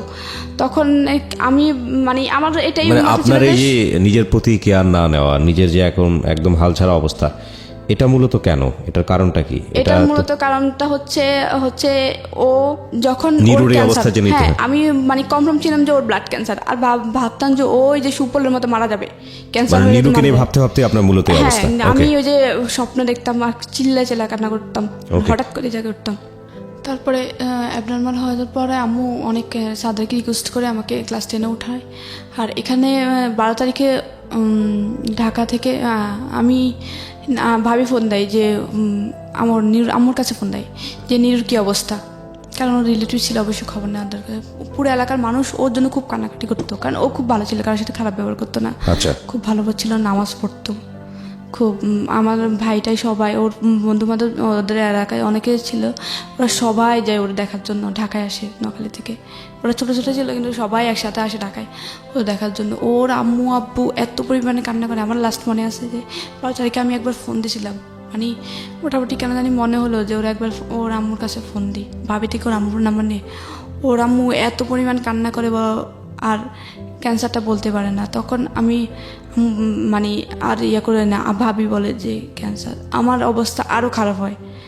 তখন ওর প্রথম কেমো দেওয়া শুরু করে, আমার অবস্থা আরও খারাপ হয়। আমি শুধু স্বপ্নে দেখতাম, আর এদিক দিয়ে আম্মুকে যা তা বলতো যে মেয়ে হয়েছে, সে হয়েছে, এখন মেয়ে পাগল হয়েছে, অন্য ছেলের জন্য অগদ্য ভাষায় আম্মুকে গালাগালি করতো, আব্বু গালাগালি করতো, আর চাচিরা যা তা কম খারাপ খারাপ কথা শোনাইতো, দাদি জেঠিরা খুব খারাপ খারাপ কথা শোনাইতো। তারপরে আমি যে এরকম কান্নাকাটি করতাম, আমাকে এর উপর ধরে বড় আপু মারতো, মেজো আপু মারতো, যে এরকম রাত্রে হঠাৎ করে কান্না করে, হঠাৎ করে চিল্লে উঠে কান্নাকাটি করে, ঘুমাইতে পারি না, এসে ওদের বিরক্তির কারণ হয়ে দাঁড়াই দিলাম। তারপর ওরা আমাকে ধরে এই অবস্থায় মারতো। তা আম্মুর কাছে নিয়ে ঘুমাইতো। ও এখানে আবার কথা আছে, আব্বু যখন আমি যখন ক্লাস 4 থাকি, আব্বু আবার বিদেশে যায়, আসতে তখন যখন এই অবস্থা ছিল, তখন আব্বু দেশে আসে, তখন আবার আম্মুকে মানে, কিন্তু বিদেশে থাকা অবস্থায় কখনো আমার পড়ালেখার কষ্ট বের করতো না, আমারও তো পড়ালেখার কষ্ট আসতো না, বেতন লাগতো না, আমি উল্টা মুভিবৃত্তি পেতাম। আম্মু নিজেই নানদির থেকে আর নিজে সেলাই মেশিন দিয়ে চালাইতো। তো হচ্ছে আসে আব্বু কী করে, একটা বলে যে কি বিয়ে দিয়ে দিই মেয়েটারে, আর পড়াশোনা করার দরকার নাই। আর আমাদের বাড়িতে আগের যারা বড়াপুরা, তাদেরকে কাউকে 8 পাস করতে দিত না, মানে একটা কুসংস্কার যে মেয়েরা বড় পড়াশোনা করলে খারাপ হয়ে যায়, এই সেই প্রেম টেমে জড়াবে। তারপর ওরা প্রেম টেমে জড়াইছে, কিন্তু মানে ক্লাস 8-এই বিয়ে দিয়ে দিচ্ছে, কাউকে পড়তে নেয়। আমি মাত্র 9-এ গেছি, আমি আর আমার চাচাতো বোনটা। ওই ভাইটা আর পড়াশোনা করে না, ও আমার সাথে যে পড়ছিল ক্লাস 1 থেকে। তখন আমি ক্লাস 10-এ যাই, তারপরে ক্লাস করা শুরু করি না, ক্লাস 3 মাস পর্যন্ত যায়। তারপর 3 মাস পরে নীরু সুস্থ হয়ে, মানে মোটামুটি সুস্থ হয়ে 1 সপ্তাহের গ্যাপে ও বাড়িতে আসে। ডাক্তার বলে যে 1 সপ্তাহ বাড়ি থেকে ঘুরে নিয়ে আসেন। তখন ও 1 সপ্তাহ পরে যখন আসে, ও সবার থেকে শুনে বুঝতে পারে যে আমার এই অবস্থা। ও এসেই 1 ঘন্টা পরে আমার সাথে দেখা করার জন্য বাড়িতে আসে। আর সবাই ওরে দেখে সবাই বাড়িতে চলে আসে, আমাদের বাড়িতে চলে আসে। এসে ওরে দেখতেছে, পুরো এলাকার সবাই ওদের বাড়িতে ভিড়। আমাদের বাড়ি ও যখন আসে সাথে সাথে, তারপরে ও যখন আমাদের বাড়িতে আসে আবার অনেক লোক আমাদের বাড়িতে আসে। ও আমাকে দেখে ওরে যখন আমি দেখি তখন আমি অনেকটা আস্তে আস্তে ওর দেখার পর আস্তে আস্তে নর্মাল হতে শুরু করি। তারপর থেকে ওর গ্যাপে গ্যাপে আবার বাড়িতে আসতো। তখন ওর হাইট এসে ক্যাম্প ছিল, একদম পুরো চুল পড়ে গেছিলো। ও খুব লম্বা ছিল আর ওর খুব হেলদি ছিল, ফিটনেস খুব ভালো ছিল। তারপর ফিটনেসের সব নষ্ট। আমি ওরে দেখে অন্যরকম একদম তাকেই থাকি, কি দেখতেছি আমি তো বুঝতাম তারপরে ও আমাকে আস্তে আস্তে ওর সাথে চলে। তারপর ডাক্তার যখন আমার আম্মু যখন ডাক্তার দেখে, তারপর বললো যে কি ওর সাথে কথা বলতে দিত। ডাক্তার বলছিল যে নিরুর সাথে কথা বলতে দিও না, কারণ ও নিরুর কারণে এই অবস্থা। ওকে ও যত নিরুকে দেখবে, নিরুর কাছে থাকবে, ও তত স্বাভাবিক হবে ইনশাল্লাহ। তখন আমি ওর নিরুকে দেখার পর আস্তে আস্তে স্বাভাবিক হই। ও আসার পর থেকে ও প্রথম অবস্থায় স্বাভাবিক হয় না, 2-3 বার আসার পর আস্তে আস্তে স্বাভাবিক হয়। তারপর আবার স্কুলে যায়। তারপর ও আবার আগের মতো ওর পড়াশোনা অফ হয়ে যায়। ও তখন ক্লাস 10-এ পরীক্ষা দেওয়ার কথা ছিল, যখন ও অসুস্থ হয় ওর পড়াশোনা অফ হয়ে যায়। তো আমি আবার স্বাভাবিক হওয়ার আবার স্বাভাবিক হই। তারপরে স্কুলে যাওয়া শুরু করি। তারপর স্কুলে ও আবার আগের মতো সাইকেল নিয়ে দৌড়ে যেত। ও সাইকেল চালানো নিষেধ ছিল, তারপরে সাইকেল নিয়ে যাইতো। অনেক সময় ওর কিন্তু প্রায় সময় জ্বর থাকতো, যে ক্যান্সার রোগীদের সবসময় জ্বর থাকে, ওদের গা গরম থাকে। আর ওদের জ্বর হলে ব্লাড হিমোগ্লোবিন কমতে থাকে। তখন আমি ও তারপরে যাইতো জ্বর নিয়ে আমার সাথে স্কুলে দৌড়াইতো। ও আর স্কুলে যাইতো না। তারপরে আমি ওরা কোন ক্লাসে পড়তো তখন? ও এসএসসি দেওয়ার কথা ছিল যখন ও অসুস্থ। আর আমি তখন ক্লাস 10-এ উঠতেছি। ওকে, ফাইনাল পরীক্ষা ছিল 9-এর ফাইনাল পরীক্ষা, 10-এ উঠে যাই। আমার পরীক্ষা ছাড়াই 10-এ উঠায় ছাড়া। তারপরে উঠার পরে আবার যখন ক্লাস 10-এ উঠে একটু স্বাভাবিক হই। তারপরে স্কুল ক্লাস করে স্যাররা খুব আদর করতো আমাকে। তো আমাকে একদিন স্যার বললো যে তোমার এম ইন লাইফ কি? আমি সবসময় বলতাম যে স্যার আমি আর্মি অফিসার হব। সব সময় আমার ওই আর্মিদের প্রতি খুব ইন্টারেস্টিং ছিলাম। যে একটা যে আর্মি হওয়ার প্রথম কারণ হচ্ছে আইন থাকবে। আইন থাকলে তখন আমার অন্যায় প্রতিবাদ করার একটা ক্ষমতা থাকবে। যে আমার আম্মুর সাথে যে অন্যায়গুলো হয় বা আমার সাথে যেসব হয়েছে ওগুলো করতে পারবে না। অন্তত আর্মি হতে চাইতে এই জন্যই যে যেন ভাইয়ার আর খারাপ ব্যবহার না করে। ভাইয়া হয়তো কি মুখ সামান্য ব্যাপার, যে ডাইনিং টেবিলের উপর যদি শুধু মগে যদি পানি না থাকতো, সাথে সাথে মগটা ভাঙতো, চেয়ারের সাথে বাড়ি মেরে মগটা ভাঙতো। আর এত নোংরা বাসায় গালিতো আম্মুকে, মানুষের এগুলা বাইরের মেয়ে ছেলেকে বলে না। আর ওর তো মা, সৎ মা হোক, মা আম্মু তারপরে খুব আদর করতো, খুব কাছে দিয়ে। তারপরে আমি পড়াশোনা চালাই। তারপরে আমাকে বিয়ে দেওয়ার চেষ্টা করে, একটা বিয়ে সমাধানে। ছেলেটা হচ্ছে তখন কি নিরু বেঁচে ছিল? হ্যাঁ, নিরু বেঁচে ছিল। ওকে। তারপর নিরু মোটামুটি একটু সুস্থ। তারপরে কেমন চলতেছে, এদিক দিয়ে আমি স্কুলে যাওয়া শুরু করি। তারপর পড়াশোনা আবার কন্টিনিউ করি। আবার আমাকে বিয়ে দেওয়ার চেষ্টা করে, যে মেয়ে প্রেম করে। সবাই তো জেনে গেছে যে আমার সাথে ওর সাথে সম্পর্ক। যখন অ্যাবনর্মাল হই তখন পুরো এলাকা জুড়ে আর 3-4 গ্রাম জেনে গেছে যে আমার সাথে ওর সম্পর্ক আছে অ্যাবনর্মাল হওয়ার পর থেকে। তখন আমাকে বিয়ে দেওয়ার চেষ্টা করে আব্বুরা। আমার বড় আপু আমাদের একটা বিয়ে সমাধানে। তো ছেলেটা আগে একটা বিয়ে করছে, তখন আমি ক্লাস 10-এ পড়ি। আগে একটা বিয়ে করছে, সে বোর চলে গেছে। তারপর আমাকে বিয়ে দেওয়ার চেষ্টা করে। আমি বলে কি ওই ছেলের বয়স বেশি। তারপর আবার ও বিয়ে করছে, আমার অবিবাহিত মেয়ে কেন আমি এরকম বিবাহিত ছেলের কাছে বিয়ে দেবো? তারপরে আবার ছেলেটা হচ্ছে খুলনা নোয়াখালী থেকে বহুত দূর। আমি বলে কি এত দূর আমি মেয়েকে বিয়ে দেবো আশেপাশে, যেন আমি যা দেখতে পারি। কারণ ওর আর কেউ নেই, একমাত্র আমি।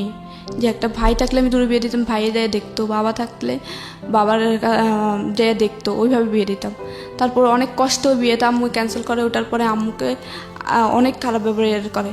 আর আম্মু যখন আমি একটু সুস্থ হই তখন থেকে আম্মু আমার হাতে ফোন দেখতো, আম্মু আমাকে ধরেই মারতো। আম্মু চাইতেন আমি নিরুর সাথে কথা বলি, কিন্তু আম্মু নিজেই নিরুর জন্য কোরআন খতম করায়। তারপরে অনেক নামাজ পড়ে, নফল নামাজ পড়ে নিরুর জন্য, জানি নিরু সুস্থ হয়। নিরুকে আম্মু খুব আদর করতো। তারপরে কিন্তু আম্মু চাইতো না যে আমি নিরুর সাথে রিলেশন রাখি। আম্মু আমাকে সবসময় ভালো রাখতো, যেন আমি ওরে কখনোভাবে ফোন না দিই। তো নিরু আমার পাশাপাশি যাইতো স্কুলে, তো আমার এলাকায় আমার ওই ভাইটা পুরো দিয়ে রেখেছে যেন আমাকে কোনোভাবে নিরুর আশেপাশে দেখলে বা নিরু আমার আশেপাশে থাকলে যেন ভাইয়াকে ইনফর্ম করে। আর ভাইয়া ওই এলাকায় একটু রাজনীতিতে প্রভাবশালী ছিল, তো আশেপাশে দিয়ে মানে আমি রাস্তা দিয়ে গেলে যদি কোনোভাবে দেখতো নিরু আমার পাশে এসে বাড়িতে খবর চলে যেত। তারপর আম্মুকে বকা দিত, আম্মু আমাকে যখন যেটা পেত হাতে, অনেক সময় ধরা যাচ্ছে প্লেট আছে প্লেট দিয়ে মারতো, অনেক সময় হাত পাকা ছিল হাত পাকা দিয়ে মারতো, অনেক সময় সুপারি কাটা লোহার যে ছোতরা ওটা দিয়ে মারতো, মানে যখন যেটা হাতে থাকতো ওটা দিয়ে মারতো। তারপরে এই মানে কোনোভাবে চাইতো না যে নিনুর সাথে, তারপরেও আমি লুকাই ওর সাথে কথা বলতাম। বিদেশ থেকে আব্বু ফোন দিয়ে আম্মুকে খুব গালাগালি করে, তোর মেয়ে মান সম্মান ডুবাবে এই সেই অনেক গালাগালি করে, তো বলে যে কি বিয়ে দিয়ে দেবো আর পড়াশোনা করার দরকার নেই, টেস্ট পরীক্ষা দিতে দিবে না। আমি আম্মুকে ঠিক পরীক্ষা 4 দিনে বলে আম্মু শুধুমাত্র আমাকে মেট্রিকটা পড়তে দাও, তাহলে অন্তত আমি নিজের খরচটা চালাতে পারবো। যদি কোনো তোমার মতো হইলো যেন আমার ফ্যামিলিতে নিজের ফ্যামিলি দেখতে পারি, বিয়ে হোক, হ্যাঁ বিয়ের পরে যেন আমি আমার শ্বশুর বাড়িতে যেয়ে যেন আমার ফ্যামিলি দেখতে পারি। তারপরে অনেক কষ্টে আমাকে রাজি করে টেস্ট পরীক্ষার জন্য রাজি করাই, তারপরে টেস্ট পরীক্ষা দিই। তারপরে হচ্ছে এর 1 মাস আগে কিন্তু আমার পড়াশোনা অফ করে দেয়। তারপরে টেস্ট পরীক্ষাতে 4টা মেয়ে অ্যালাউ হয় শুধুমাত্র, মানে অল বিশেষ পাশ করে 4টা মেয়ে আর ছেলে 6টা 10টা, তো ওইখানে 4 জনের ভিতরে আমি 2 ছিলাম। তারপরে আম্মু খুশি হয়, তারপরে আমি বলে যে কিনা আমার মেয়েকে আমি পরীক্ষা দেওয়া হবে, ও টাকা না দিলে আমি বাপের বাড়ি থেকে এনে দেবো। তারপরে আমার ফাইনাল পরীক্ষার জন্য ফর্ম ফিল আপের জন্য টাকা দিবে না, তোর মেয়ে কীভাবে পড়বে আমি জানি না, টাকা পয়সা আমি দেবো না। আমি বলেছি কি সারা বছর তো দাও না, এখন তো একটু টাকা বেশি লাগতেছে, ফর্ম ফিল আপ ওটা একটু দাও, সারা বছর তো মেয়েটার বেতন লাগে নাই, কোনো কিছু লাগে নাই।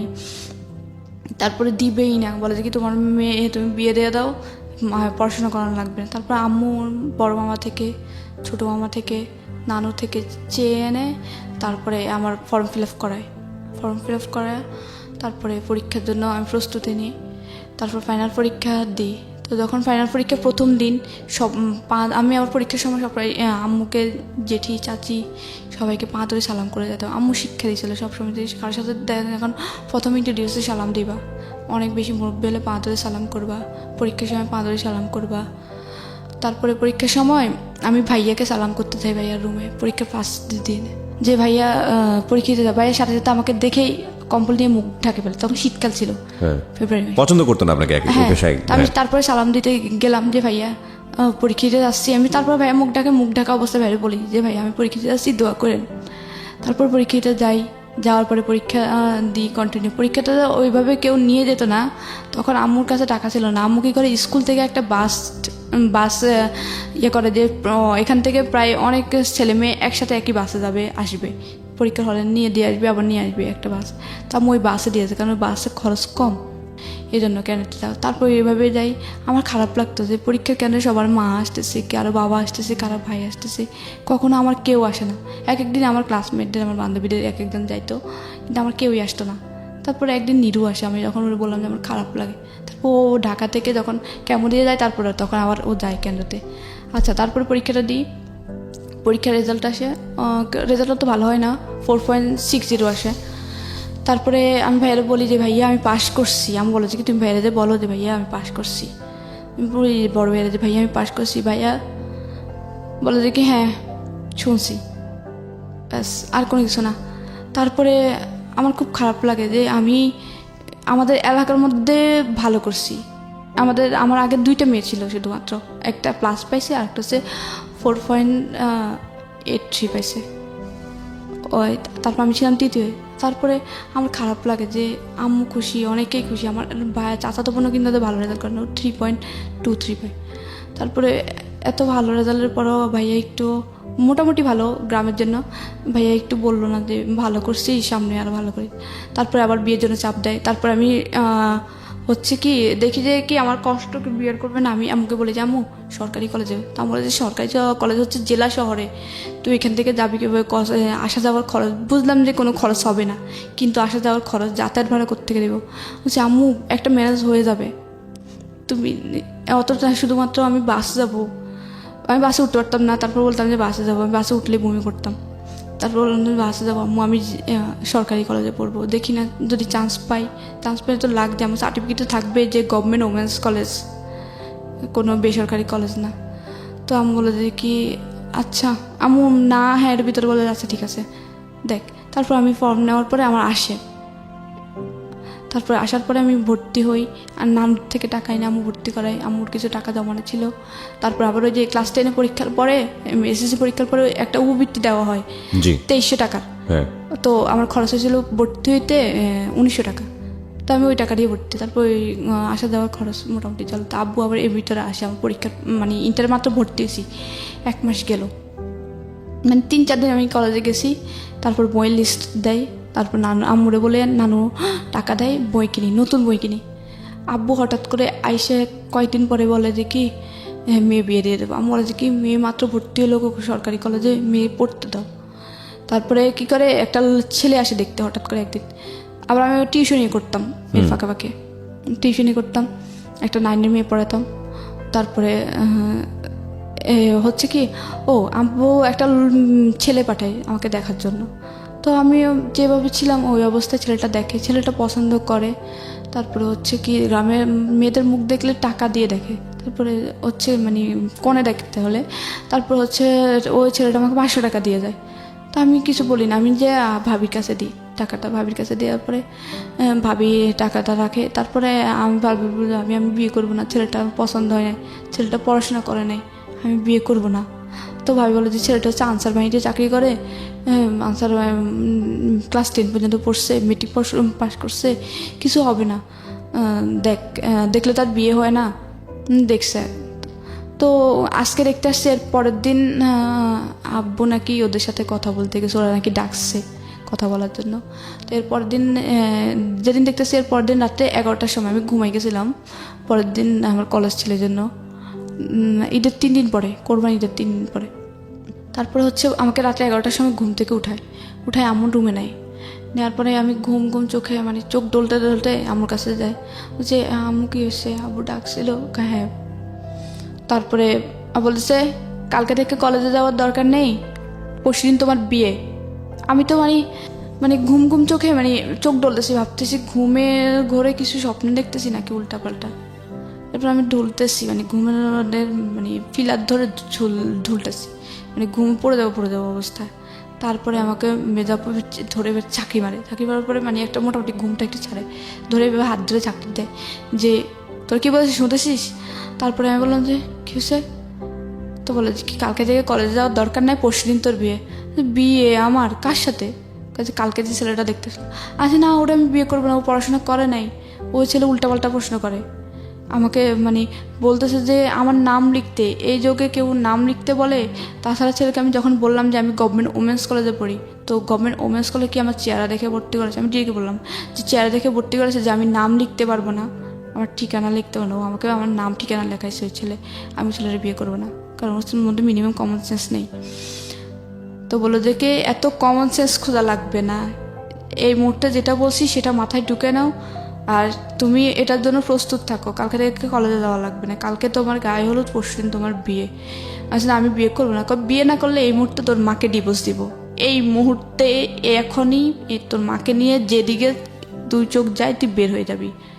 আমি বললাম এখানে মাকে টানতেছেন কি জন্যে? আব্বুরে বললাম আমি বিয়ে করব না, আর আপনি তো আমার খরচ চালাচ্ছেন না পড়াশোনার, আমি আপনাদের বাড়িতে থাকতেছি আর খাইতেছি, ওটা আমি আপনাদের কাজের মেয়ের মতো যতটুকু ঘরের কাজ করে দিচ্ছি, ওই ক্ষেত্রে কাজের মেয়েরা কিন্তু ঘরের থেকে কাজ করে খায়, আবার টাকাও নেয়। আমি তো আপনাদের থেকে 1 পয়সাও নিচ্ছি না, শুধু তো কাজ করে দিচ্ছি টুকটাক, আর খাচ্ছি আর থাকতেছি, এইটুকুই। তো পড়াশোনার খরচটা তো চালাচ্ছেন না, তো পড়াশোনাটা করতে দেন। তো বলো যে কি না পড়াশোনা করা লাগবে না, আমি যেটা বললাম আমি কথা দিয়ে আসছি বিয়ে যদি না করতে চাও এই মুহূর্তে তালাক দিব। ইভেন উনি তালাকের কাগজ প্রিন্ট করে নিয়ে আসে, এতটাই ক্রেজি ছিল। তালাকের মানে লিখে প্রিন্ট করে নিয়ে আসে, যে দলিল থাকে একটা 100 টাকা 150 টাকার দলিল, একটা 100 টাকার দলিল, ওই দলিল প্রিন্ট করে দলিলটা পড়ো, এই মুহূর্তে আমি সাইন করে তোমার মাকে তালাক দেবো যদি বিয়ের জন্য প্রস্তুত তুমি রাজি না হও। তখন আমি আম্মুর দিকে তাকাচ্ছি, আম্মু কান্নাকাটি করতেছে। তখন আমি যখন ইন্টার ফার্স্ট ইয়ার পড়ি মোটামুটি বুঝি যে মার এ বয়সে তালাক মানে কি, মানে মান সম্মান পুরোটাই যাবে। তখন আমি অনেক চাপের মুখে পড়ে আম্মুর দিকে তাকাই। তখন 11টা থেকে রাত 2টা পর্যন্ত আমি অনেক কান্না করি। এরপরে আম্মু অনেক বুঝে বলে দিকে থাকবে, এজন্য পুরো রাজি হয়ে যা। তারপরে আমি বলি আচ্ছা মা, তোমার যা ইচ্ছা তুমি তাই করো। তারপরে আমি শুধুমাত্র আম্মুর ডিভোর্সটা ঠেকানোর জন্য বিয়েতে রাজি হই। আর নিরুকে ফোন দিই যে আমাকে এভাবে বিয়ে দিয়ে দিচ্ছে, এভাবে। আমি ছেলের নাম জানি না, কিন্তু ছেলেটা হচ্ছে শান্তিনগর, মানে পাশের গ্রামের শান্তিনগরের ছেলেটা। আমি জানি না যে ছেলেটার নাম কি, কোন বাড়ির কি, কিচ্ছু জানি না। তারপরে নিরু এর পরের দিন সকালবেলা ওই ছেলের কীভাবে যেন খোঁজ নেয়, নিয়ে ওর ছেলেকে ফোন দিয়ে বলে যে ভাইয়া, আপনি যে মেয়েটাকে বিয়ে করতে যাচ্ছেন ওর সাথে আমার সম্পর্ক আছে, প্লিজ ভাইয়া, আমি অসুস্থ মানুষ, ওকে আপনি বিয়ে করেন না, ও আমাকে ছাড়া বাঁচবে না, ও অলরেডি একবার অ্যাবনর্মাল হয়েছিল, আর আমি ওকে ছাড়া বাঁচবো না, আল্লাহ মনে হয় আমাকে ওর জন্যই বাঁচা রাখছে। তারপরে ওই ওর মানে আমার হাজব্যান্ড যার সাথে বিয়ে, ওর নাম ছিল বেলাল। তারপরে আমি বিয়ের পরে জানলাম আর কি ওর নাম যে বেলাল। তারপরে ও ও বলে যে কি আচ্ছা রাখেন ফোন, তারপরে রেখে দিয়েছে। তারপরে খুব গর্ভভাবে বিয়ে হয়। বিয়ের সময় ছেলে পক্ষ থেকে শুধুমাত্র আমাকে একটা নাকের ফুল দিয়েছিল।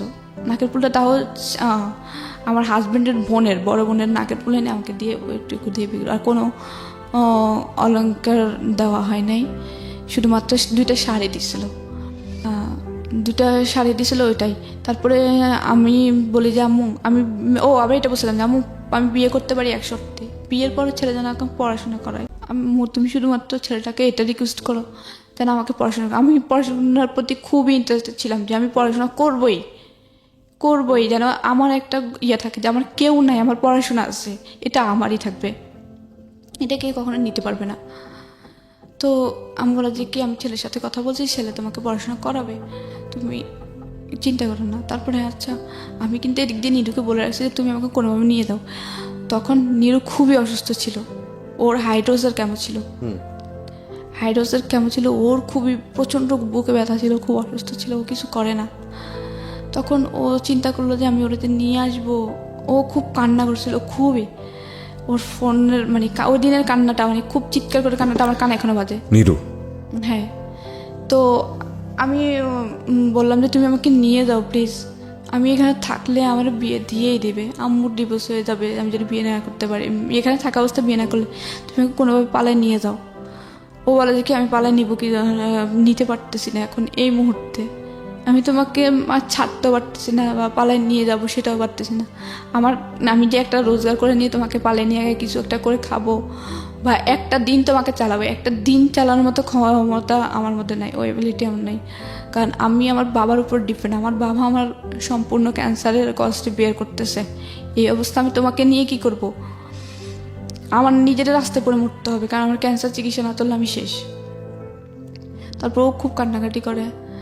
তারপরে আমার নর্মালভাবে বিয়ে হয়, আমার 2টা বান্ধবীকে দাওয়াত দিই। আমি খুবই কান্নাকাটি করি, আমার 2 দিনের কান্নায় মানে সারাক্ষণ চোখ দিয়ে পানি পড়ে।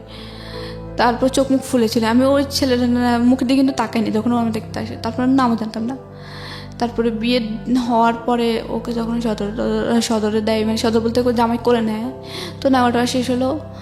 তারপরে হচ্ছে কি, কথা ছিল যে আমাকে উঠে নিবে না, আরও 3 মাস পরে উঠে নিবে, বা ছেলেও থাকবে না। তারপরে ছেলে থাকবে না, তারপরে কি ছেলে হঠাৎ করে বলতেছে যে বিয়ের কাজ সম্পূর্ণ সন্ধ্যার পরেই বলতেছে কি ছেলে আজকে যাবে না, ছেলে থাকবে এখানে, মেয়ের সাথে থাকবে। তারপরে রাত্রে 11টার থেকে মানে নর্মালিভাবেই ওর সাথে আমাকে দেয়, মানে বাসুরে দেওয়ার পর আমি ওর নাম জানতাম না। তারপরে ভাবি বললো যে, ভাবি ছিল আমার, ভাবি আমাকে বললো যে ওকে সালাম করো। আমি নর্মালি ওকে সালাম করলাম, করার পরে ভাবি চলে গেলো। তারপর দরজাটা অফ করলো, আমি ওর নামও জানি না তখন পর্যন্ত।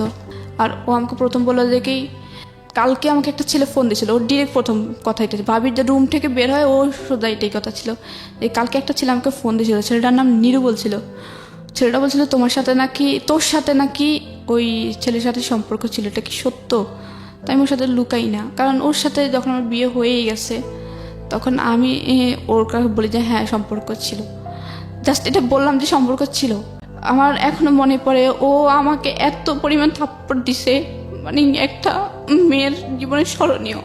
বাসর রাতেই, তখন পর্যন্ত আমি ওর নাম জানি না, ওর সাথে আমার প্রথম কথা এটাই ছিল, ওর সাথে আমার বলা প্রথম কথা এটাই যে হ্যাঁ ছিল হাজব্যান্ড ওয়াইফে আমার প্রথম ইন্ট্রোডিউস। আমি ভাবলাম যে শুরুটা হয়তো অনেক সুন্দরভাবে হবে, যে ও আমার নাম জিজ্ঞেস করবে বা জিজ্ঞেস করবে যে আমি ভবিষ্যতে কী হতে চাই, আমাকে ওইভাবে করতে যাবে, যে আমি কী হতে চাই আমাকে ওই বানানোর চেষ্টা করবে, যে পড়াশোনা কন্টিনিউ করবো। আমাকে প্রথমে জিজ্ঞেস করলো যে তোর নাকি একটা ছেলের সাথে সম্পর্ক ছিল, ছেলে আমাকে ফোন দেয়।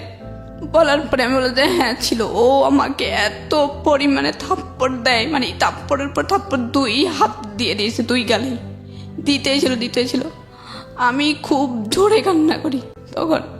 করার পরে ও আমাকে বালিশ চাপা দিয়ে মুখের মধ্যে বালিশ চাপিয়ে ধরে বলে যে গলার সাউন্ড যেন রুম থেকে বের হয়ে না যায়।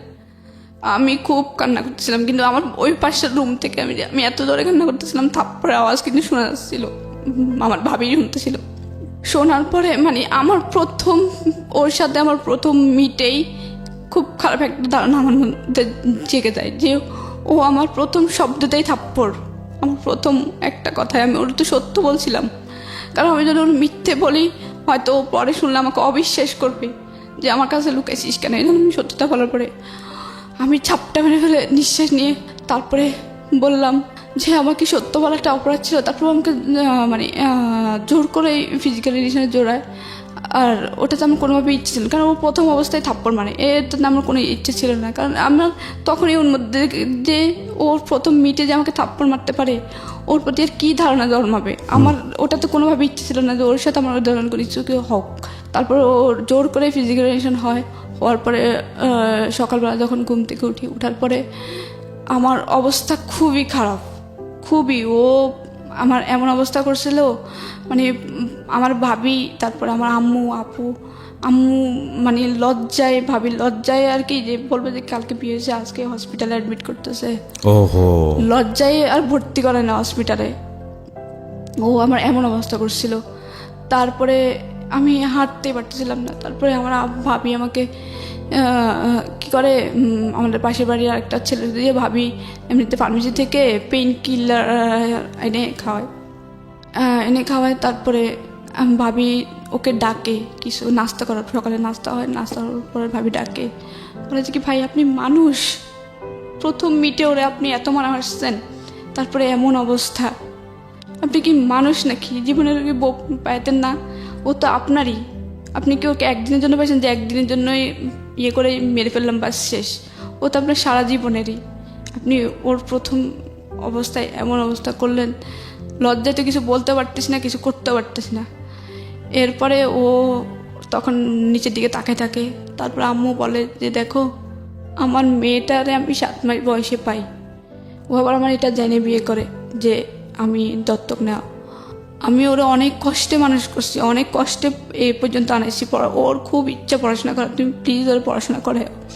তারপর বললো যে আচ্ছা ঠিক আছে করাবো। ও আবার আম্মুকে একটু রেসপেক্ট করতো, আব্বুকে রেসপেক্ট করতো। তারপরে এর পরের দিন ও থাকার পরে এর পরের দিন আমি ওর সাথে আর ওইভাবে কথা বলি না। তারপরে ও বলে যে কি কালকে রাত্রের জন্য সরি।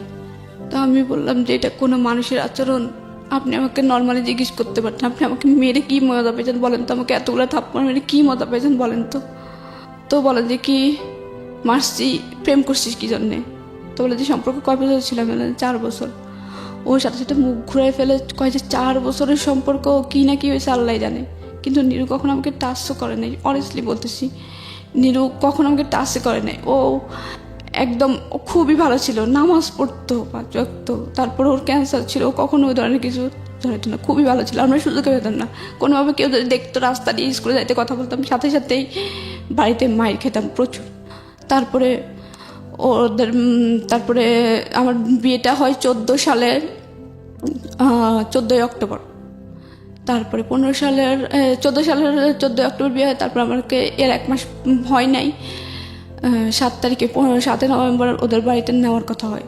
তারপরে নিয়ে যাবে, তো আবার তখনই চলে যায়। বিয়ের 2 দিন পরে আবার চট্টগ্রাম চলে আসো, ডিউটি চট্টগ্রাম বন্দরে ছিল, আনতার বাহিনীতে ছিল, তো চলে যায়। এরপরে ও ফোন দিয়ে বলে যে কি পড়াশোনা অফ। আমি তো পুরো আকাশ থেকে পড়লাম যে ও বলছিল যে পড়াশোনা করাবে, আম্মুরে বলছিল, ও আমাকে অর্ডার দিয়েছিল।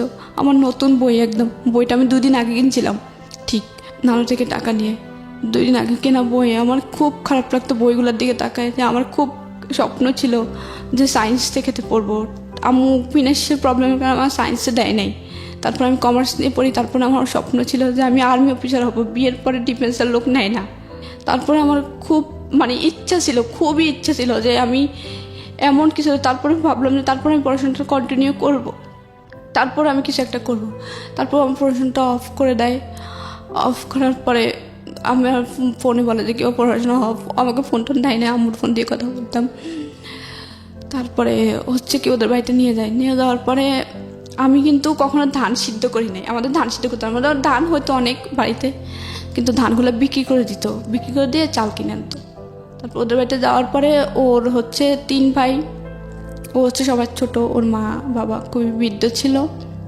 তো আমি ওদের বাড়িতে যাওয়ার পরে আমি নিয়ে নিলাম যে আমার তো ওরাই ফ্যামিলি। তারপরে আমি ওর সাথে কিন্তু আমার ভালো আন্ডারস্ট্যান্ডিং ছিল না। আমার কষ্ট কোনো কিছু আমি ওর সাথে শেয়ার করতাম না, কারণ আমাকে কথায় কথায় মারতো, খারাপ ব্যবহার করতো, বলতো যে তোর বয়ফ্রেন্ডের সাথে কী না কী হয়েছে, ওই সেই বাজে কথা বলতো। আমি কখনোই আমার কোনো আনন্দ, কোনো কষ্ট ওর সাথে শেয়ার করতাম না। আচ্ছা, খুব স্বাভাবিক সেটা। হ্যাঁ, কারণ ওর প্রথম দিনে ওর মায়েরটা আমার মনে আছে। ও প্রথম দিনে ওর প্রতি আমার খারাপ ধারণা, একটা ঘৃণা। তারপরে ওদের বাড়িতে যখন নিয়ে যায়, যখন প্রথম দিন যাই, প্রথম দিনের পর থেকে কোনো দিন আমার শ্বশুর শাশুড়ির একটা কাপড় কেউ ধুইতে দিতে পারে না, আমি ধুইছিলাম সব সময় যতদিন ছিলাম। আমরা সংসার জীবন ছিল অনলি 6 মাসের। তো যখন আমি ওদের বাড়িতে যাই তখন এত পরিমাণ কাজ আমার উপর চাপাই দিছে, এত পরিমাণ। আমি জীবনে এত কাজ করছি, এত কাজ, একা একটা সংসার সামলানো। তারপর বড় যার হচ্ছে 5টা ছেলে মেয়ে, ছোট যার হচ্ছে 3টা ছেলে মেয়ে, 8টা ছেলে মেয়ে। সকালে উঠে ওদের 8 জনের জন্য রুটি, আমার শ্বশুর শাশুড়ির জন্য রুটি, এতগুলো রুটি বানাইতে আমি পড়ে যেতাম। বানাইতে আমার পুরো টায়ার্ড হয়ে যেতাম, কারণ খালি পেটে এত রুটি বানানো যায় না। সকালে ঘুম থেকে সেই ভোরবেলা উঠেই এত কাজ করার পরে যখন একটু খাওয়ার টাইম হতো, তখন আমি খাবো সবার লাস্টে। তখন বলতো যে কেউ যদি এসে জিজ্ঞেস করতো যে বউ যে সকাল থেকে, ধর নতুন বউ অনেকে দেখতে আসতো, তখন বলতো যে কি বউ সকাল থেকে কাজ করতেছে, নাস্তা খাইছো? তো আমার শাশুড়ি বলতো যে সকাল থেকে এখনো কোনো কাজে হয় নাই, কাজ না করলে কি খিদা লাগে? সকাল থেকে উঠে ঘর ঝাড়ু দেওয়া, উঠান ঝাড়ু দেওয়া, গ্রামের পরিবেশ। তারপরে হচ্ছে প্লেট বাটি হাঁড়ি পাতিল এগুলো ধোয়া। তারপরে হচ্ছে সকালে যে ফ্রেশ পানি থাকে পানি উঠানো পুকুর থেকে। তারপরে হচ্ছে রুটি বানানো, না তারপরে ভাজি টাজি বানানো। এরপরে আমার শাশুড়ি বলতে যে সকাল থেকে এখনো কোনো কাজে হয় নাই, কাজ না করলে কি খিদা লাগে, এখনো খাওয়ার সময় হয় নাই। আমার ওই জিনিসটা খারাপও লাগতো, আমার হাসিও পেতাম যে লাইক জোক, আর যে কাজ না করলে নাকি খিদা লাগে না। তারপরে হচ্ছে সকাল থেকে এত কাজ হয়েছে, তারপর বলতেছে না এত খাওয়ার এত পরিমাণ কষ্ট দিয়েছে। ছোট্ট একটা রুটি উনি দিতে, রুটিটা ভাগ করে অর্ধেকটা দিতে আমার খুব খারাপ হয়। কারণ যখন অনেক বেশি পরিশ্রম হয় তখন খাবারটা ডিপেন্ড করে, খাবারটা অনেক তাড়াতাড়ি একটু তাড়াতাড়ি খিদা লাগে, কিন্তু খাবারটা দেখুন টাইম মতোই খাইতে বলতাম। আমার না দেওয়া ছাড়া, আমার একটা ছোটোবেলা থেকে অভ্যাস যে আমাকে কেউ বেড়ে না দিলে আমি নিজের হাত দিয়ে কোনো খাবার নিয়ে খাই না। তখন আমি নিজে থেকে, আমার আম্মু শৃঙ্খলা শিখেছিল ওই বাড়িতে থাকা অবস্থায়। আমি বলতো যে কি তোমার ভাবি যখন বেড়ে দিবে তখন খাবা, বা আমি বেড়ে দিলে তারপরে খাবা, নিজের হাত দিয়ে খাবা না। তো ওই থেকে যখন ওই শ্বশুর বাড়িতে তখন আমি শাশুড়ি দেওয়া ছাড়া খেতাম। তো তারপরে আমি সব কিছু রান্না করতাম। ধান সিদ্ধ করতে দেয় অনেকগুলো, ধান সিদ্ধ 27 মণ ধান সিদ্ধ করি একা একা। ধান অনেক দূরে মাঠে নিয়ে যেতাম, করতাম। তারপরে একদিন আবার শ্বশুর বাড়িতে প্রথম মাস যেটা, তো প্রথম দিন হচ্ছে কি আমি আমার শ্বশুরকে দুপুরবেলা ডাকি যে আব্বা উঠেন, খেতে উঠেন। তারপর উনি উঠতেছেন, দেখে উঠেন না, খাবেন না। আমি এটা বললাম যে পরের বার আব্বা ডাকি নাই কেন, শুধুমাত্র এই ইস্যুটা যে পরের বারও কেন আমি আব্বা উঠেন না বলি নাই। প্রথম বললেন যে আব্বা উঠেন খাবেন না, তারপর বললো আব্বা উঠেন না খাবেন না। আব্বা উঠেন খাবেন না এটা বলছি, আব্বা বলি নাই কেন। ও এর আব্বা বলিস না কেন, তোর বাপ না রেখে বাপ বলতে গিয়ে আমি তো এটা কখনোই মনে করি, আমি তো আব্বা আম্মা বলে ওদেরকে সম্বোধন করি। এটা তো আমি ওনাকে এটা বলি না। আর সব কথাই কিন্তু বাবা বলা লাগে না। আমি যখন কাউকে ডাকি যে একবার নাম ধরলে সব জায়গায় নাম ধরতে হয়, ঠিক এটাও কিন্তু একটা নাম হিসেবে ব্যবহার হয় যে আব্বা উঠেন না, আব্বা খাবেন না, আব্বা আব্বা বলা লাগে, একবার আব্বা বললেই তো হয়। ও আমাকে সাথে সাথে ওই যে নারকেল গাছের যে কোদা থাকে এত মারছে, ওরা যে কি আব্বা ডাকিসটা আবার বলে যে কি সব কথা বলা লাগে, তুই কি অনেক বেশি বুঝিস, এত মারামারি হচ্ছে। এরপরে আমি পাটি বুনতে পারতাম, যে শীতল পাটি। তখন আমাকে হয়তো মাস শেষ হলে 2 দিনের জন্য বাড়িতে যেতে দিত আম্মুর কাছে। তো মাস শেষ হয়েছে, আমি বললাম যে কি বাড়িতে যাব কালকে, যাব কি?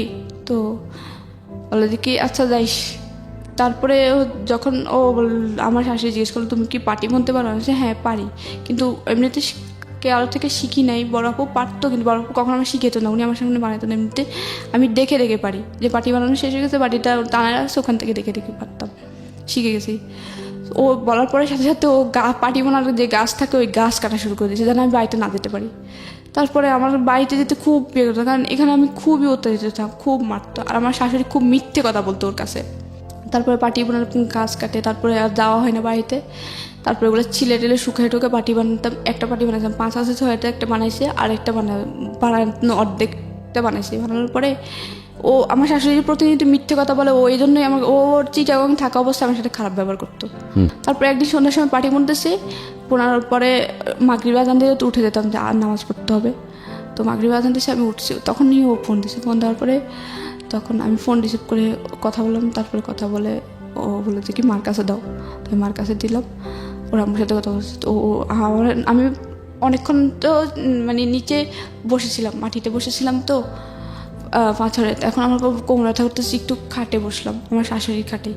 তো উনি নিচে বসে নামাজ পড়বে বলে বসে আছে তফসিলে। উনি নামাজের বিছনায় বলতেছে তোর বউ এখনো পর্যন্ত একটা পাতি মানে বিছনার একটা পাতা গাঁথে নাই, চিকন যে পাতা থাকে ওই পাতা একটাও গাঁথে নাই। ও সারাদিন একটা কাজও করে না, একটা পাতাও গাঁথে নেই। আমি মাত্র পাতা গেঁথে উঠলাম, মাত্র ও ফোন দেওয়ার পরে উঠলাম। মাগরিব আজান দিচ্ছে, এখন নামাজ পড়তে হবে, হাঁস মুরগি ঢুকাতে হবে, তারপর পানি টানি ঢুকাতে হবে, এজন্য।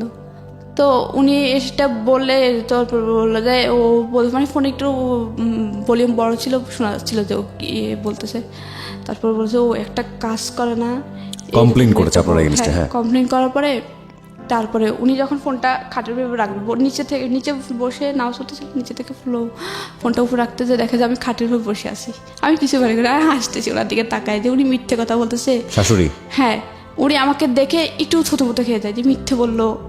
নামাজের পার্টিতে বসে নামাজের পার্টিতে বসেই মিথ্যে বললো, একটু ছোটো মতো খেয়ে দেয়। তখন দেখা যায় আমি ওনার দিকে তাকায় হাসতেছি। তখন আমি মানে কেন জানি খুব হাসি আসলো যে উনি নামাজের পার্টিতে বসে মিথ্যে কথা বলতেছে, তাও আমি মাত্র উঠলাম পার্টি বানায়। একটা 5 হাতে 6 হাতে পার্টি বানতে অনেক সময় লাগে। পার্টি কি আপনারা বিক্রি করতেন? না, বিক্রি করতে বলতে কি ওই তখন পার্টি ছিল না, খাটের মধ্যে বিছানা। আমাদের নিজেরা ব্যবহার করেন? নিজের ব্যবহার জন্য আমার বড় ননসের জন্য, ছোট ননসের জন্য 2টা বানাইতে হবে, আর আমাদের জন্য। তো তখন উনি মিথ্যা কথা বলার পর আমি হাসলাম, উনি আমার দিকে তাকাই এবার হাসি দিল। হাসি দেওয়ার পরে তারপরে নামাজের পরে ও তো জানে আমি এখন নামাজ পড়বো, তো নামাজ পড়লাম, কাজটা শেষ করলাম। শেষ করার তারপরে পরে ও ফোন দিচ্ছে, আবার ফোন দিয়ে বলে কি তুই নাকি একটা কাজও করিস না, মা বসে বসে পার্টি বানায়। তারপরে বললাম তোমার মাকে চোখে দেখে পার্টি বনবে, এটা বললাম। তোমার তো চোখে দেখে না, পার্টি বনবে কীভাবে? তাহলে একটা পার্টি যে বোনা হয়েছে ওটা কে বনছে বলো তো? আর একটা পার্টি যে অর্ধেকটা বানাইছে, 3 হাত বানানো হয়েছে, তাহলে ওটা কে বানাইছে বলো তো? তখনই আমার শাশুড়ি এসে আমার ফোন আমার হাত থেকে নিয়ে যাবে, বলে যে কি এই ছগলখোর দুইঞ্চা মানে যাতা বলতেছে। আমি বলছি ছগলখোর কাকে বলে আপনি জানেন? ছগলখোরটা আপনি করছেন, আমি করি নাই। আমি তোর কাছে কোনো মিথ্যে কথা বলি নাই, আপনি মিথ্যে কথা বলতেন। এখন ও মিথ্যেটা, আপনি ওর কাছে মিথ্যে কথা বললেন, আমি তো আপনাকে এটাও বলি যে আপনি মিথ্যে কথা কেন বললেন? আমি শুধু এটা বললাম যে পার্টিটা যদি আমি না বলি তাহলে পার্টি একটা বানানো হয়েছে, 6 হাতে 5 হাতে পার্টি বনতে কি কম সময় লাগে? এই পার্টিটা বনেছে কে? আর এখন যে 3 হাতে একটা বানানো হয়েছে ওইটা বানাইছে কে? তারপরে আমি এসব কিছু মনে করতাম না, জানতাম যে আমারই সংসার, আমাকে সবাই বলতো যে আমার সংসার তুমি, তোমার সংসার তুমি তো করবে। তো আমি বলতাম যে আমার সংসার আমি করি। তারপরে করতাম, কিন্তু আমার সব সময় একটা আফসোস থাকতো। আমি মাঝে মাঝে যদি ওর একটু মাইন্ড ভালো হতো তখন আমি বলতাম যে আমি পড়াশোনাটা করি, আমার ফার্স্ট ইয়ার ফাইনাল চলে আসছে, আমি কলেজে যাই, আমি পরীক্ষাটা দিই, 2nd ইয়ারে ভর্তি হব। ও বলতো যে কি না দরকার নেই, পড়াশোনা করা লাগবে না, পড়াশোনা করবা ছেলে মেয়ে হওয়ার পরে। তারপরে হচ্ছে কি ও চাইতো যে তাড়াতাড়ি বাচ্চা নিতে। আমি বললাম যে আম্মু, তখন আমার মানে স্বাস্থ্য আগে ভালো ছিল, তখন ওদের বাড়িতে এত কাজ করার পর আমার স্বাস্থ্য অনেক খারাপ হয়ে যায়, অনেক ওয়েট কমে যায়। করে দেওয়ার পর আম্মু বলে যে কি ওরে বলে যে বাচ্চা নিও না, নিশি এখনো ছোটো, তো ও ওর এখন মানে স্বাস্থ্যের অবস্থা খুব খারাপ, বাচ্চা টাচ্চা নিও না। তারপর বাচ্চা নেওয়ার চেষ্টা করে। তারপর ও সবসময় সন্দেহ করতো কি আমি নিরুকে ফোন দিই, কিন্তু আমি নিরু কখনো ফোন দিতাম না। তারপরে হচ্ছে আমি চিন্তা করি যে এভাবে লাইফ চলে না, কারণ আমি মোটামুটি পড়াশোনা করছি। আমি চাই না যে অন্যদের মতো এরকম আমার লাইফটা কাটুক, যে সারা জীবন যন্ত্রণায়, ছোটো থেকে কিন্তু যন্ত্রণা ভোগ করে চাই না যেরকম। তারপরে আমি আমার ফোন দিয়ে ফেসবুকে ঢুকতাম, মাঝে মাঝে আমার আইডি ছিল। তো আসলে একটা আপুর সাথে যোগাযোগ, আপুরে বলার পরে আপু বলে যে কি তুমি চলে আসো, এভাবে লাইফ চাই না, তোমার সারা জীবন এভাবে কাটতে হবে। তারপরে আমি 6 মাসের মাথায় এই অচেনা একজন মানুষের কথা শুনে চলে আসলেন। হ্যাঁ, তো আপুকে আমি প্রায় সময় বাড়িতে গেলে নক করতাম যে আপু এমন এভাবে চলতেছে, এই মাসে এরকম এরকম।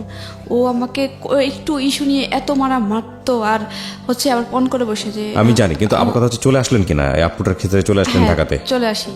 তারপর হচ্ছে ও 3 লাখ টাকা চাই, দুবাই যাবে, ও আনসার চাকরি করবে না।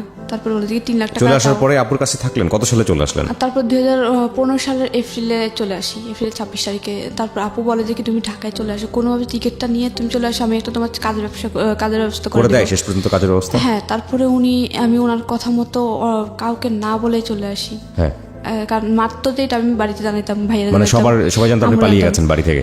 হ্যাঁ, বলতে আম্মুরে বলে গেছে যে আম্মু আমি চলে যাচ্ছি। আম্মু বলতো যে কই যাচ্ছে, আমি জানি না, কিন্তু আমি আর সহ্য করতে পারতেছি না। আপনাদের কি ডিভোর্স হয়েছে? হ্যাঁ হয়েছে, কে ডিভোর্স দিয়েছে? ডিভোর্সটা আমি দিয়েছি। আপনি দিয়েছেন? আপনার দেনমোহরের টাকা বুঝিয়ে পেয়েছেন? না, ওকে, সেটা এখনো দেয়নি। আচ্ছা, আপনি ডিভোর্স দিয়ে দিয়েছেন। আপনি এখন কি করেন? এখন হচ্ছে আমি ডিগ্রি ফার্স্ট ইয়ারে পড়তেছি। আবার পড়াশোনা শুরু করেছেন? আমি ওই যে ওখান থেকে যখন চলে আসি তখন আমি অনেক কষ্ট করে ঢাকায় চলে আসি। চলে আসার পরে আমি একটা মিরপুর 14 নম্বরে কচুকাতার এখানে একটা সমিতিতে জব নিয়ে দেয়। তারপর ওখানে জব করতে থাকি। তারপর সেকেন্ড ইয়ারে ভর্তি শেষ, টেস্ট পরীক্ষার কয়েকদিন আগে আমি মানে ইন্টারেস্ট ফাইনালের টেস্ট পরীক্ষার 4 দিন আগে আমি অনেক কষ্টে মানে প্রিন্সিপালের দরজায়, তারপর আমি জানি আপনি অনেক কষ্ট করেছেন, কিন্তু একটা কথা হচ্ছে যে এই তারপরে আপুটা আবার- আপনাকে কেন হেল্প করে? আপুটা এর নিঃস্বার্থে হেল্প করে, যে এত কষ্টে মানুষের, ও আপুটার A to Z মানে ছোট থেকে সবকিছু বলছি আচ্ছা, প্রায় সময় চ্যাটিং এ। এই আপুর সঙ্গে আপনি এখন আছেন? না আপুর সামনে আপনার এখন চলে আমি- কিভাবে? পয়সা আসে কোত্থেকে? এখন আমি জব করতাম, কিন্তু আপাতত করতেছি না। মানে আমার জবটা চলে গেছে হচ্ছে আমার একটা অ্যাক্সিডেন্ট হয়েছিল। বাচ্চা কাচ্চা আছে কিছু? মানে আগে ঘরের বাচ্চা কাচ্চা হয় না? আমার 6 মাস সংসার ছিল তখন, আর বাচ্চা 6 মাসের সংসার? 2 মাসের একটা বাচ্চা কনসেপ্ট করে, কিন্তু অনেক বেশি কাজের প্রেশার, আমি একদম নষ্ট হয়ে যায়। পড়ে আপনার ভবিষ্যৎ পরিকল্পনা কি? আপনি কি করবেন? আমার ভবিষ্যৎ পরিকল্পনা হচ্ছে কি, আমি পড়াশোনাতে এখন কন্টিনিউ করতেছি। তারপর হচ্ছে কি আমার কষ্ট, আমি এখন নিজে বিয়ে করতে জানি, যদি আমি এখন চাকরিটা করতেছি না, চাকরি খুঁজতেছি, পড়াশোনাটা কমপ্লিট করবো, মাস্টার্স কমপ্লিট করব, তারপর বিসিএস দেওয়ার চেষ্টা করব, তারপরে একটা গভর্নমেন্ট জব করব। আপনি যেদিন এই স্বপ্নটা বাস্তবায়ন করতে পারবেন সেদিনই হবে আপনার এই জীবন গল্পটা বলা সার্থক। আজ পর্যন্ত শুধু এটা একটা স্ট্রাগল গল্প, এবং এই জায়গাটা থেকে অনেক মেয়েই এই ধরনের স্ট্রাগল বাংলাদেশে করেন। সেই অর্থে জীবন গল্পে এটা তেমন কোনো গল্প না, যদি আমি নক করার জায়গা থেকে বলি। কিন্তু যদি আপনি সত্যি সত্যি বিসিএস অফিসার হতে পারেন, যদি আপনি সত্যি নিজের পায়ে দাঁড়াতে পারেন, তাহলে আমরা আপনাকে উদাহরণ হিসেবে দাঁড় করিয়ে বলতে পারবো লাখ লাখ মানুষকে যে এই মেয়েটি পেরেছে, সুতরাং আপনাদেরও পারা উচিত। প্রিয় শ্রোতা, আমরা শেষ করছি আজকের এই জীবন গল্প। আগামী বুধবার আমি আরজি কিবরিয়া আবারও ফিরে আসবো। আর সবসময় একটা কথা বলি, প্রতিটি জীবনই আসলে সম্ভাবনাময়। প্রতিটি জীবনের প্রতি আমাদের রেসপেক্ট থাকুক, কোনো মানুষকেই যেন আমরা অবজ্ঞা না করি, নিজের সমস্যাটাকেই যেন সবচেয়ে বড় সমস্যা করে না দেখি, কারণ আপনি যে সমস্যার মধ্যে আছেন তার থেকেও হয়তো বড় সমস্যায় আরও একজন আছে। সুতরাং মানুষের পাশে গিয়ে যেন দাঁড়াই, অন্যের আনন্দে যেন আনন্দিত হই, অন্যের দুঃখে যেন দুঃখিত হই। সবসময় মনে রাখবেন, প্রতিটি মানুষই ভুল করে, প্রতিটি মানুষই ভালো করে। সুতরাং ভুল ত্রুটির ঊর্ধ্বে নয় মানুষ, এবং মানুষকে যেন সেই প্রাপ্য সম্মানটা আমরা দিই। অনেক ভালো থাকুন। আজকের মতো শুভরাত্রি।